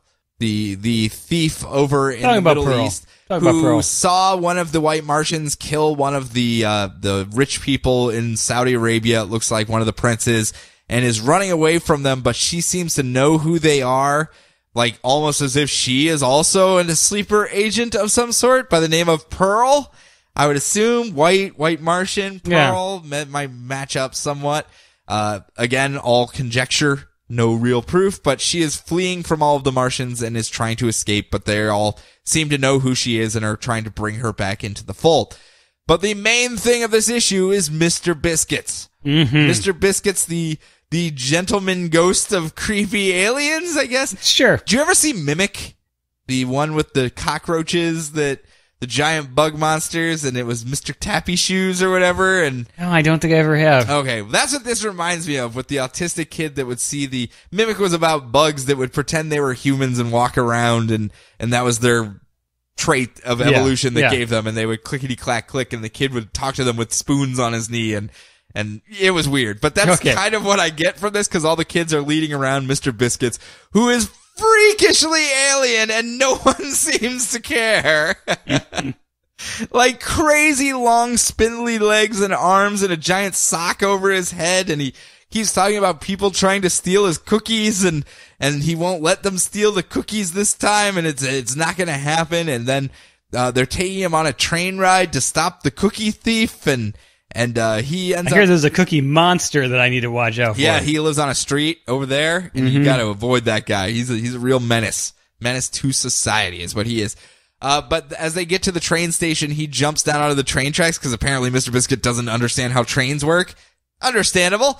And as the train's about to hit him, he ends up stopping it with his hand, and all the police show up, and he's like, "Oh no, come little girl, let us find cookies." And he seems to be psychically linked with Martian Manhunter, so I don't know if this is I'm trying to figure this out, because I think it's a remnant of, like, a portion of Martian Manhunter that was set off, maybe separated up from him in his whole shape-shifty things or whatever. Because he seems to have some of the mannerisms and personality quirks, i.e. the cookie love and all that stuff that you would attribute to Martian Manhunter, but not super glum, serious Martian Manhunter that we've been seeing so far. So I don't know if this is like everything that was good and quirky that he shoved off to the side into this form or something, or if this is in the future and after Martian Manhunter got evaporated or whatever, this is all that was left. So I guess we're going to find out, but it seems like it has a psychic link with Martian Manhunter, and they're going to run with that story from there. But really, the storytelling, I don't do it justice. It's really, really good. Yeah. It's got a lot of intrigue in it and a lot of on your edge moments where you're just like, where are they going with this? I don't quite know. And honestly, that mystery in and of itself is really what's selling me on it, because it's... Especially since it's Martian Manhunter, you realize they're not all that beholden to him. So anything could theoretically happen in this book. They have killed him once or twice in the past, so you never know what they're going to do with them. And I think they have enough room to play with that they can really run off in different angles. I was a little worried with the preview one where it was like, oh, Martian Manhunter went in space and found a white Martian. Okay, here we go. Yeah, here we go again.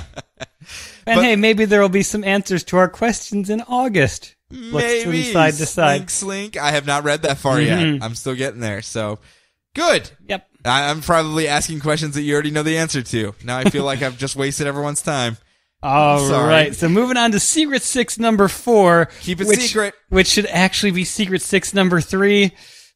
This whole relaunch has been kind of a mess for them, which is Okay. unfortunate because it's been a lot of fun stuff. Yeah, really, But man, good this stuff. is Did kind they of, skip 3?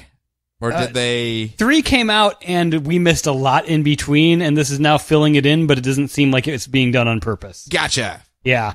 So it takes place before the last issue. This is where they decide to go and live at Big Shot's house in suburbia.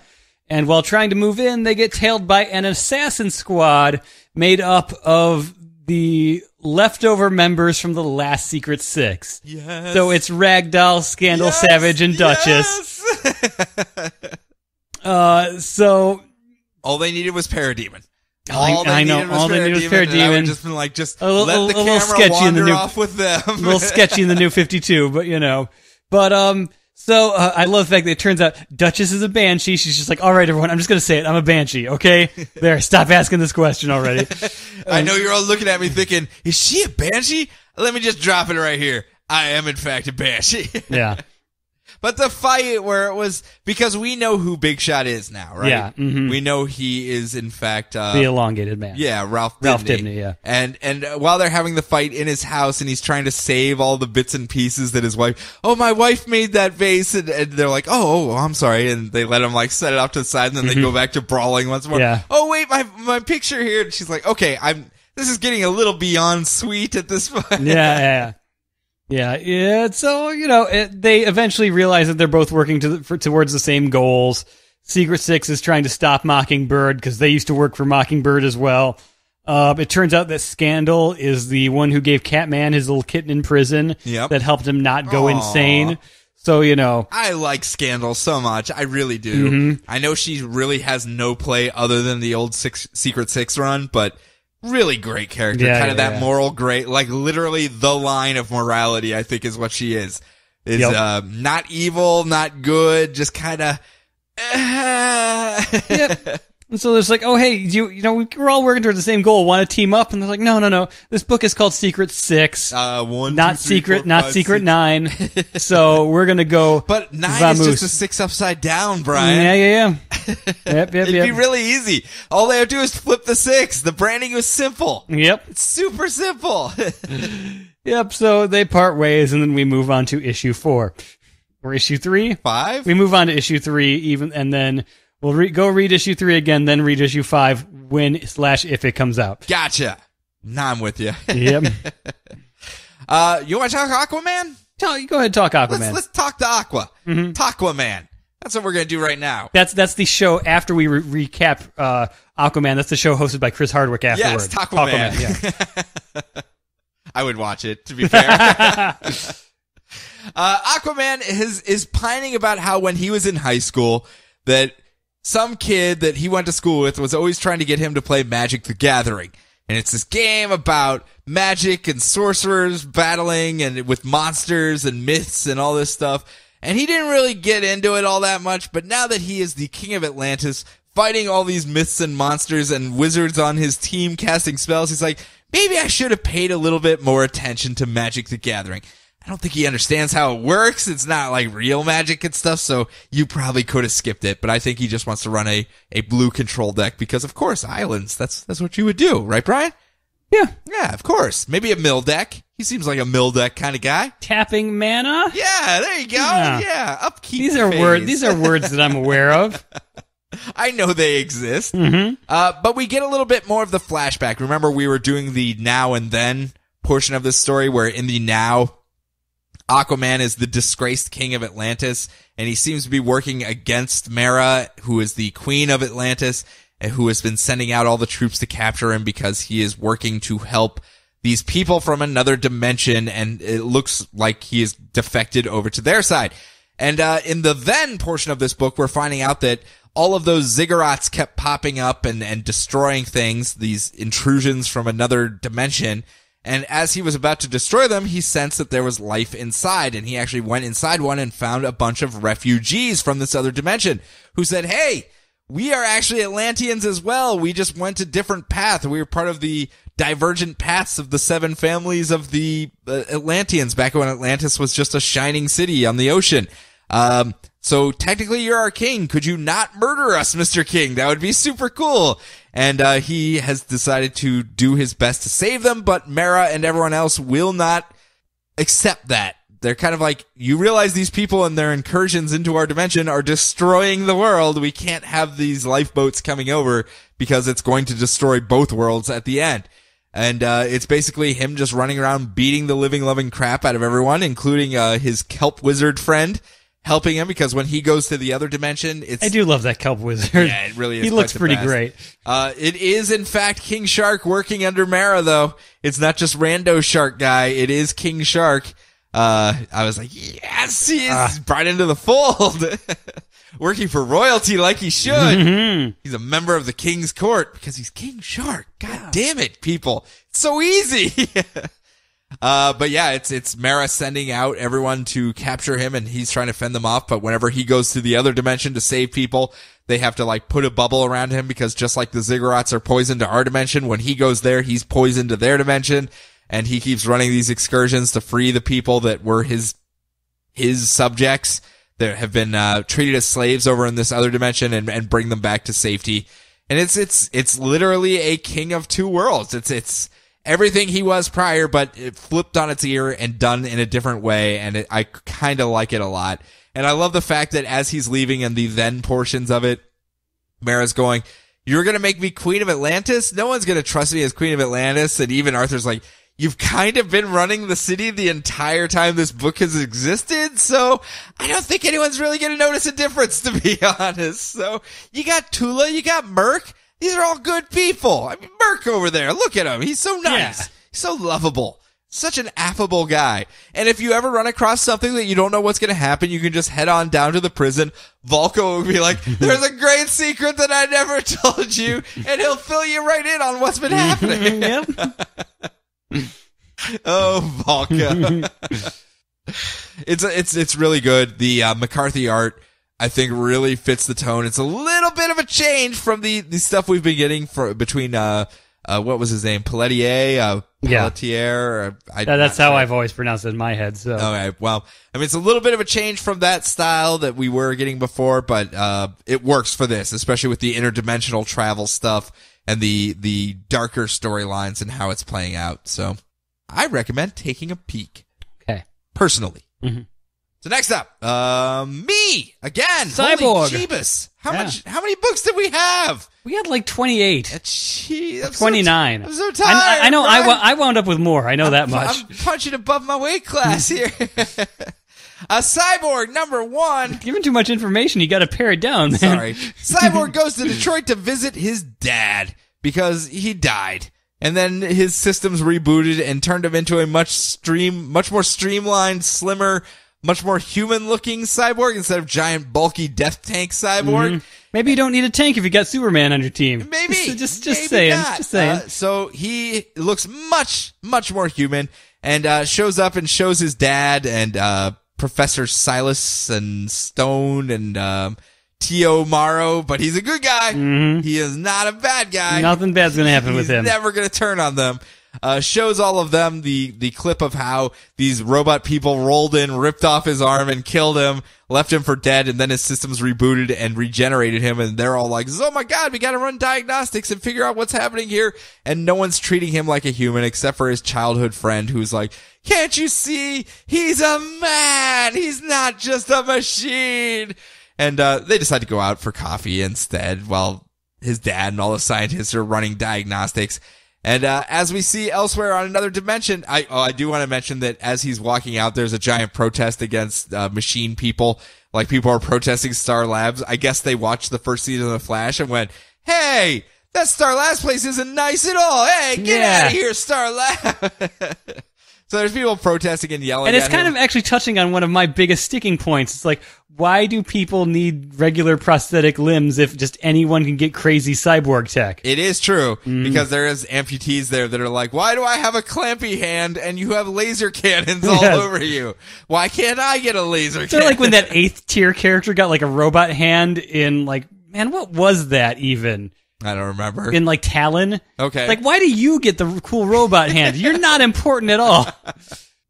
Oh, that's right. The Sarah Washington. Sure, if you knew her she name, got her arm yeah. ripped off. I remember her. She's vitally important. Okay. She runs a security company now that everyone works for. All of Batman Incorporated works for them, so they are important. Okay. Screw you, hippie. She's got a robot arm. Pew pew pew. But in this case, he meets up with some guy that he went to high school or went to an opposing high school, and they start talking football, and they all wander off, and he feels much better about himself because someone's treating him like a human being and not a machine. I'm a man, not a machine. It's a little bit of a theme they're running with on this book. Elsewhere, wherever he had been attacked prior, the robot people find the arm, his laser cannon arm that was ripped off in the process, and they go, hey, we recognize this laser cannon arm. It seems to be talking to us. And they just kind of stick it on their own arm, the leader of these robot people. And it goes, hey, it's telling us that there's a lot more stuff over on some place called Earth. We should roll over there. And it turns out it looks like they can turn organics into robot people.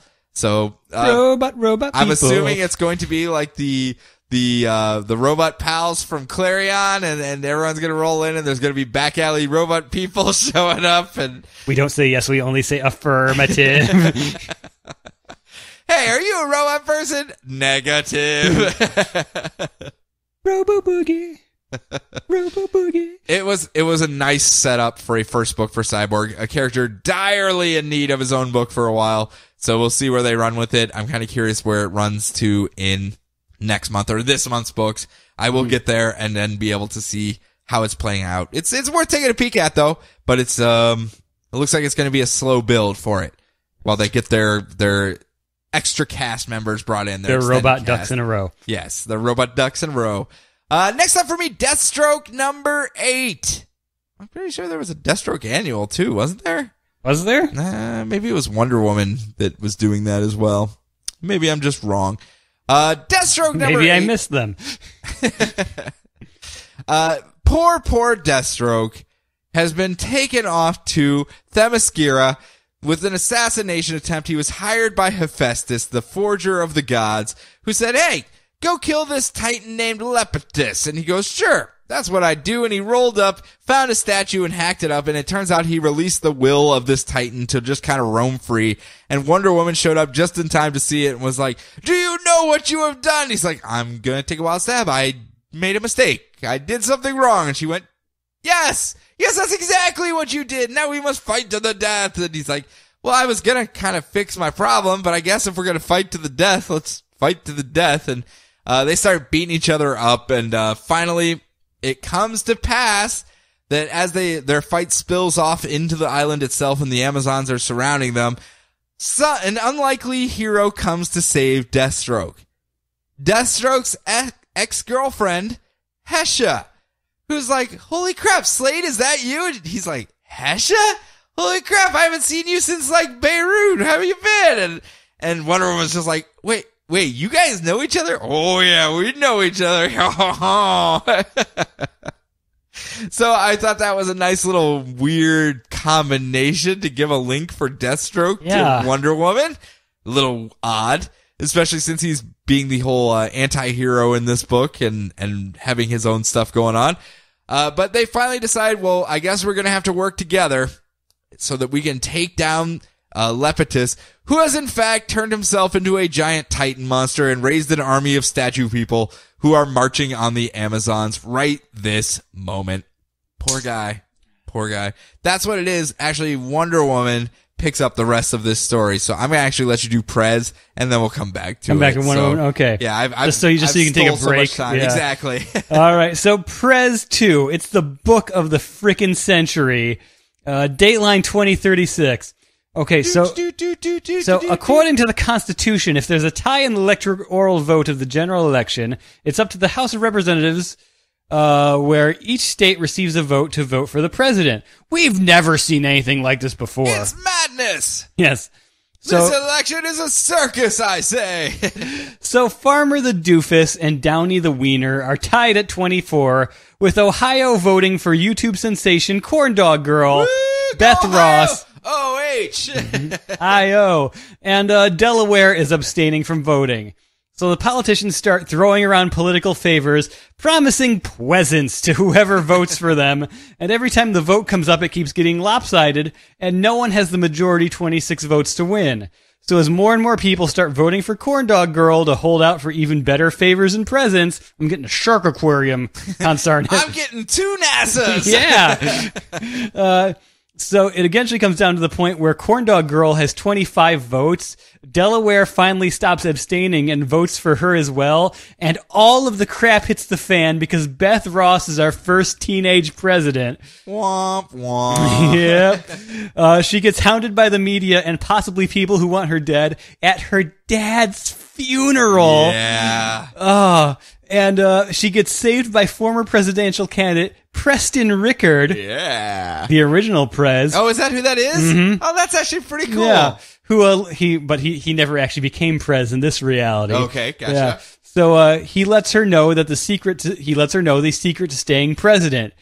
You need to have a vice president that the people hate more than you. Yeah. And that's me, buddy. Let's do this thing. No one hates anyone more than me. Yep. And there's just so many like amazing, dark, black, satirical things throughout this. Oh, it's just tearing apart the election season. The zoos that hold people from island nations that were destroyed by global warming.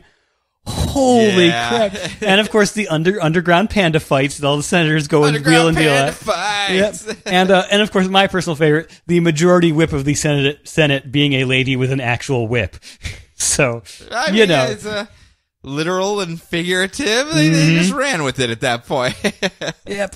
You want to do Wonder Woman or should I just do Teen Titans and get it out of the way? Go ahead and do Teen Titans, get it out of the way, because I actually have Deathstroke Annual #1 that you left off the list. Okay, good lord. Okay, well then we evened out, if anything. Yep. So Teen Titans #10. There were so many books. I know. So Teen Titans 10. The Teen Titans fight the Elite. Teen Titans tumble with the terrible Elite. Yeah, they're fighting over Superboy, but Superboy runs away. Raven and Robin try to attack Manchester Black away from everything else, but he's still just hanging out with no shirt on. Yeah. And so he mind whammies Raven, and I guess Superboy's at a Supermax prison all of a sudden. I don't know. There's so many flipping characters in this book. And now they've got to go through Raven and Red Robin by themselves will have to take on both Manchester Black and the Elite with none of their friends to help them, and then maybe they can get to that Supermax prison. I don't know. There's just so many characters. Foreshadowing! There's so many characters in this book. It's so hard to keep track, and so many new characters that we know nothing about. Yeah. It's kind of falling apart at the seams, I'm sorry to say. Yeah.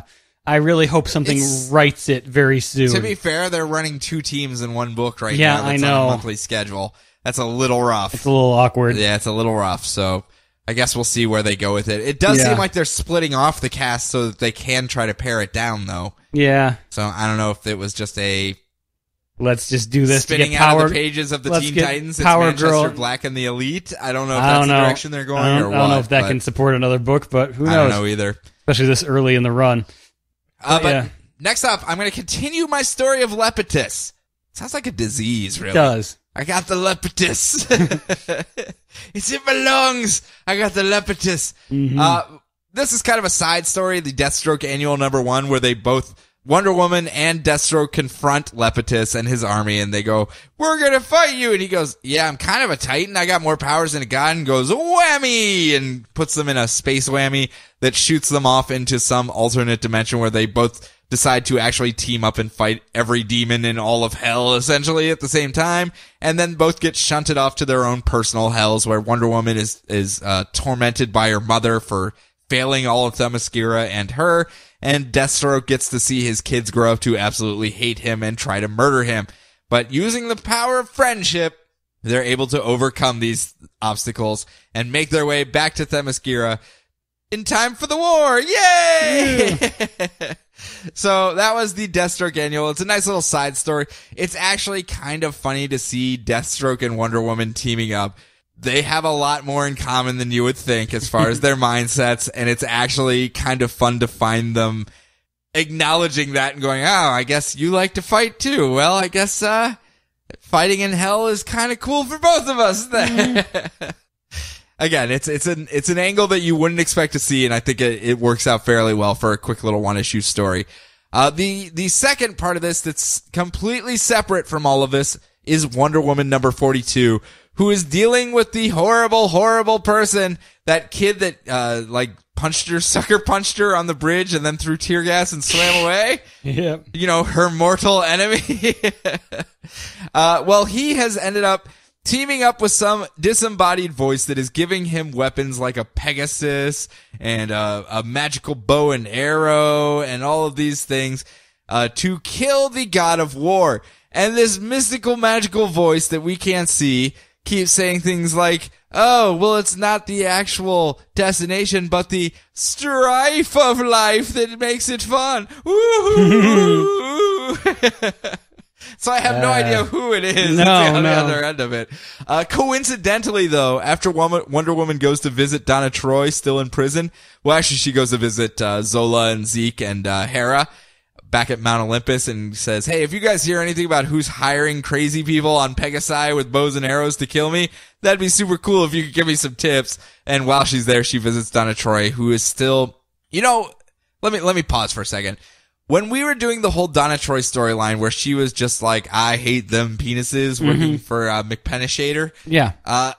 I was saying, I don't know how they're going to bring this character back from the brink of murdering all of the men on Paradise Island. That's kind of a dark place to be. And they're trying to earn her way back, and they're not doing a bad job of it, where it's Wonder Woman trying to say, hey, look, people have forgiven you. Everyone else understands that you were being manipulated and told these things. You have to forgive yourself. And they're earning their way back to it, and they're doing a very slow burn on it that is, I think, a good place to do that with, because they pushed her so far over the edge over here. It's going to take a slow burn to bring her back over if she's ever going to be an ally of Wonder Woman and on that team again. So Wonder Woman's like, you just hang out here and learn to forgive yourself, and I'll be back in a little bit to take care of it. But as soon as she leaves, Strife shows up in just a grand coincidence, I'm sure. And it's just like, oh man, it sure does suck. I know if I hated myself as much as you hate yourself, I'd just go to the Fates myself and tell them to cut my thread. Oh, whoops, probably shouldn't have said that, and probably shouldn't have given you this key and this map to where the Fates live. Oh man, what have I done? Oh, Butterfingers. So Strife is apparently causing strife. Mm-hmm. Who'd have thunk it? Who'd have thunk it? Never saw that coming whatsoever. And still love the character. Just so over the top. So gloriously over the top that it's just fun. And they're just be rolling on the ground, like kicking her feet in the Yes. And again, I kind of like what the Finches are doing this one. I know it had a little bit of a rocky start. That first issue where they took over and people were kind of like, yeah. It has recovered nicely, I think, in my opinion. So good to hear. Is there anything else? Does that come to the end of you? Yeah, I think that's it. I'm done. Right. I'm done. Yes. All right, so I close it out with the flashes. Flash. Whoa, I don't want to see no flashes. That's what happens, man. All right, so Flash 42. My bee sting hurts. I got stung in the belly. My God. Bees. So, Reverse Flash, he has a past with Henry Allen. Oh, not Reverse Flash, Professor Zoom. Yeah, two different characters now. Yeah, has a past with Henry Allen, Barry's father. As Henry's gang of also-rans gets away from prison, Professor Zoom forces Henry to shoot a police officer, making him an actual murderer. It's like, you know, you got framed for the other thing? This is the thing you actually did. So I have to ask, is there a history of the Flash's dad having a past with Professor Zoom? Not that I'm aware of. Okay. Because I remember I dealt with Wally. I didn't deal with Barry at all. Touché. Yeah. Gotcha. Yeah, so, and this whole, like, mom being dead thing, that was new for... Yeah, Flashpoint the on. Flash Returns thing, yeah. Then we get a lot of a backstory on Girder, of all people, and his hilarious mother. Hey, I kind of actually start to like that character. Oh, I know. I'm not going to lie. It's just like, oh, where did this come from in the middle of all this Because story? he was just the big galoot that every single time I've seen him in the past, like pre-Flashpoint stuff, was just like, oh, I'm Girder. I hang out with Tar Pit, and we just kind of like sludge around. And we're the Midwest supervillains. And this one, he's like... having his grandma make him snickerdoodles and hanging out and trying to protect her and stuff. I was like, hey, way too big for her like trailer or whatever. Yeah, I kind of like Girder now. Yeah. And then the cop named Elijah, who got bribed by Henry to help him escape, he's helping deal with Elijah's mom's mysterious medical condition because he was a blood doctor before he was before he got arrested for the murder of the wife. Yeah, so he's helping with his mom's mysterious medical condition. And it looks like he's actually owning up to it, because when they're stealing the stuff where he ended up getting, where Professor Zoom made him shoot the cop, they were getting medical supplies and all sorts of stuff, so he was trying to get everything together to actually help her. I'm sure that's not going to be awkward at all once Barry runs across them there. Oh, yeah. And then after this meeting with Elijah, Flash gets led by Professor Zoom to his childhood home where his mother died. And I'm sure he's not going to ambush him with, like, a new team of supervillains or anything. No, that doesn't sound like something Professor Zoom would do. Yeah, meanwhile, in Flash Annual number 4, we meet the Acolytes of Zoom, this 4 new Speed Force superpower team of evil. You have to go back. That is such a great name for a supervillain team. The Acolytes of Zoom. Yeah. Well, that was what the cover blurb was. I don't know if that's what they're actually going to call them. I don't care. That's what they are named from here on out. So who do we got in the Acolytes of Zoom? We got, they're stolen from throughout time. We've got Magali, an Aztec lady who can kill people with a touch. Oh, Magali. The Folded Man, a Zulu warrior who can phase through things and has a really cool visual effect to his power. Quite. Especially when he puts his cool Zulu mask on. The Human Block, or H-Block, as it gets shortened to in the modern times to make her cooler and easier to sell. An Aboriginal lady who worked as a carny who can't be moved from whatever place she decides to be in. Oh, that's probably a good power to have against the Flash. And Roscoe, a kid who can make tornadoes. She's also a great pick on your basketball team, because she can just really hold up right there and just basketball players bouncing off her left and right. Sorry, Roscoe, you just get the tornadoes. You don't get the cool version of the Speed Force. You just get tornadoes. You get the awesome basketball defense. Yeah. And he has told all of them that he can save them if they help him fight a demon named Barry Allen.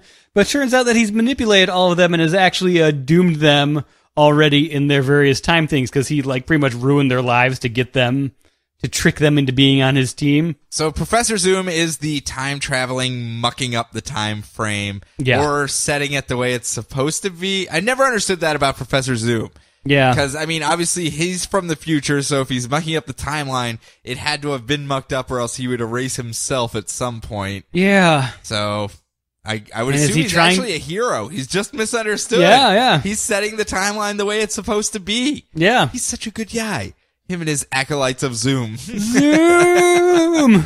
I want to join the Acolytes of Zoom. No offense. Just, is there like a business card? You were in the Acolytes of Zoom. I know that much. Yeah, I was like, me and 3 other people. We were the literal Acolytes of Zoom because there were so few of us. Hey, want me to shoot this song, up your Zune hole? It's like, no. Zune, buddy. Let's share songs from a distance of 30 feet or less. It was ahead of its time. It was a great device.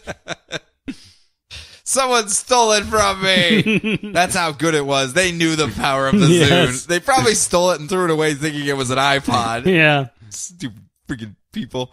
Got this cool new square beige iPod. It was black. It was stylish. So that's it. That's all of the books. We finished July. We caught up to this month. Yes. Well, the next 5-6 days or so. Yes. Are we going to try to do the first half of August next week? I think what we're going to do is we're going to do a best of August. Okay, fair enough. I think we're going to say, I don't know if I'm going to be able to fit an entire month of books. No, we're not going to do a whole month. I think what we're going to have to do is we're going to have to do a best of August and a best of September, and then we're going to try to get back on schedule. Yeah, October we should be back in the swing of things. Just September with the wedding and everything, and I'm August just coming just off catching my off schedules. up on it. Yeah, I'm actually on call right now, as I said at the top of the show. So luckily we eluded that, but it was a very, very real threat that this episode was not going to get made either. So, reminder to you guys, go out there and buy these books. Yeah. Give them a shot. I know we kind of gave you the shotgun spread of what happened over a course of 2.5 weeks, but there's some good stuff. There really is. I was talking to Brian before we were recording, and I was like, you know what? There's a lot of really fun books out there right now. Yeah. And he went, I agree, Sean. And I went, yeah. We should tell people that. And that's what I'm doing right now. I'm telling you, that's the conversation that we had. Amazing how this works. Yeah. And now I'm broadcasting it to the world. The wonders of podcasting. The wonders of podcasting. I feel like we should just pod blast this out all over the place. Yep. But make sure you try them out. If you don't buy them, they don't make them. And they are taking some risks with a lot of these books, and they do need support if it's something you like. They're very niche. They're very niche. They're very, however you say it. Whatever the proper pronunciation of that word is. And they need those audiences. So if you like it, stick with it, give it a shot, and support what you like. By Prez. Not going to do next week's books because I don't know exactly what we're going to do. The month of August. Yes, the month of August books. You guys can look up what books came out in August. Yep. I know you guys have noticed the website is currently down. I am in the process of moving it to a different server. The hosts that I had jacked up their prices a little bit, and since I am not making any money, I think we worked out how much money I have made off of this podcast, and it's like negative $8,000. So, yeah, I'm a businessman. Business. I was trying to cut some corners where I could and find a cheaper host, so forgive me for it being down for the week, and it should be back up here in the next week or so. You probably didn't get this episode on the webpage, but it is on the Libsyn page, the Liberated Syndication, our actual media host, and it should be on YouTube, iTunes, all those as well, because I just changed the link while I was moving servers. But no fear, it's not away for good. I still own the URL and everything. I'm just moving hosts right now. Maybe I'll make it all slick and awesome for us to not write stories on it because we have no time. Yes. But if you do want to contact us, I really want to make a joke about you being the Duke of Earl URL, but I'm not gonna. Try. That's pretty bad. Yeah, that's. I'm not gonna top that crossword joke from before. Nope, that was your high water point for this week. But we still do have the emails. You can email us at feedback@dcrpodcast.com. You can find us on the Facebooks, where it looks like a lot of people found us while we were away. Yeah. Like, I walked away for 2 weeks and come back, and I'm like, there's like 100 more people on here. It did wonders for our likes while we were away. We should be away more often. Apparently, everyone was just like, hey, where'd those guys go? And they went, well, I'm here. I'll just click the button. Yeah. So I appreciate it. A lot of different reviews and emails I do want to go over. A mixed hodgepodge. Everything from we are annoying, which I'll agree with. Yeah. We think we're funny when we're not, which we have said at the beginning of every That's our bread show. and butter, man. Yeah, we know we're not funny. We've walked away for too long. We are also just half-assing it on all the episodes we have been doing for the last 2 months. And it's almost as if we've been saying that we were going to do that. It's almost like verbatim what we have started every show with for the last 2 months. But odd. They're all fair critiques. Yeah. We're not denying them. We completely understand. We're working through what we can while we can. As I said, in October, we'll start to get back in form again. But we are fully aware of the shortcomings over the last couple months, and we are working to address them. We're just desperately trying to get something out there, period, and making a lot of sacrifices to do it. At least $8,000 worth of them. So until next time, Brian, do you have anything to tell the lovely people? I was going to comically list off my entire Netflix queue from the past 3 weeks, but I'm not going to. I will say this. If you want a literal, bizarre stream of conscious noir style adventure... BoJack Horseman? Not BoJack Horseman, Inherent Vice. Okay. It's a bizarre stream of conscious noir style trip through the seedy hippie underbelly of San Francisco. Touché. It's pretty fun. I guess I will have to scope that one out. And what we do in the shadows. Everyone needs to find what we do in the shadows, however you can. Why does that sound familiar to me? It is the guys who worked on Flight of the Conchords doing a vampire mockumentary, and it is amazing. Yes, that's where I heard it. Yes, it is a comic. It's a comedy movie with actual jokes in it. It's amazing. Yes, that's. It got rave reviews at a bunch of the different festivals. I know that much, and everyone kept saying you have to see it. And I went to Netflix, and it was like, no, we haven't got that. And I went, oh, come on, guys. It just got released. I got the Blu-ray for my birthday. So I'll have to borrow that off of you because as soon as I read all the rave reviews, I was like, to scope this out. This sounds right up my alley. And Netflix screwed me. So, so without any further ado, everyone enjoy your books, enjoy your weeks, plural. Enjoy your lives, and we promise we will return to do this again, and maybe properly, maybe not the next one or the one after, but after that, properly. So talk to you guys then.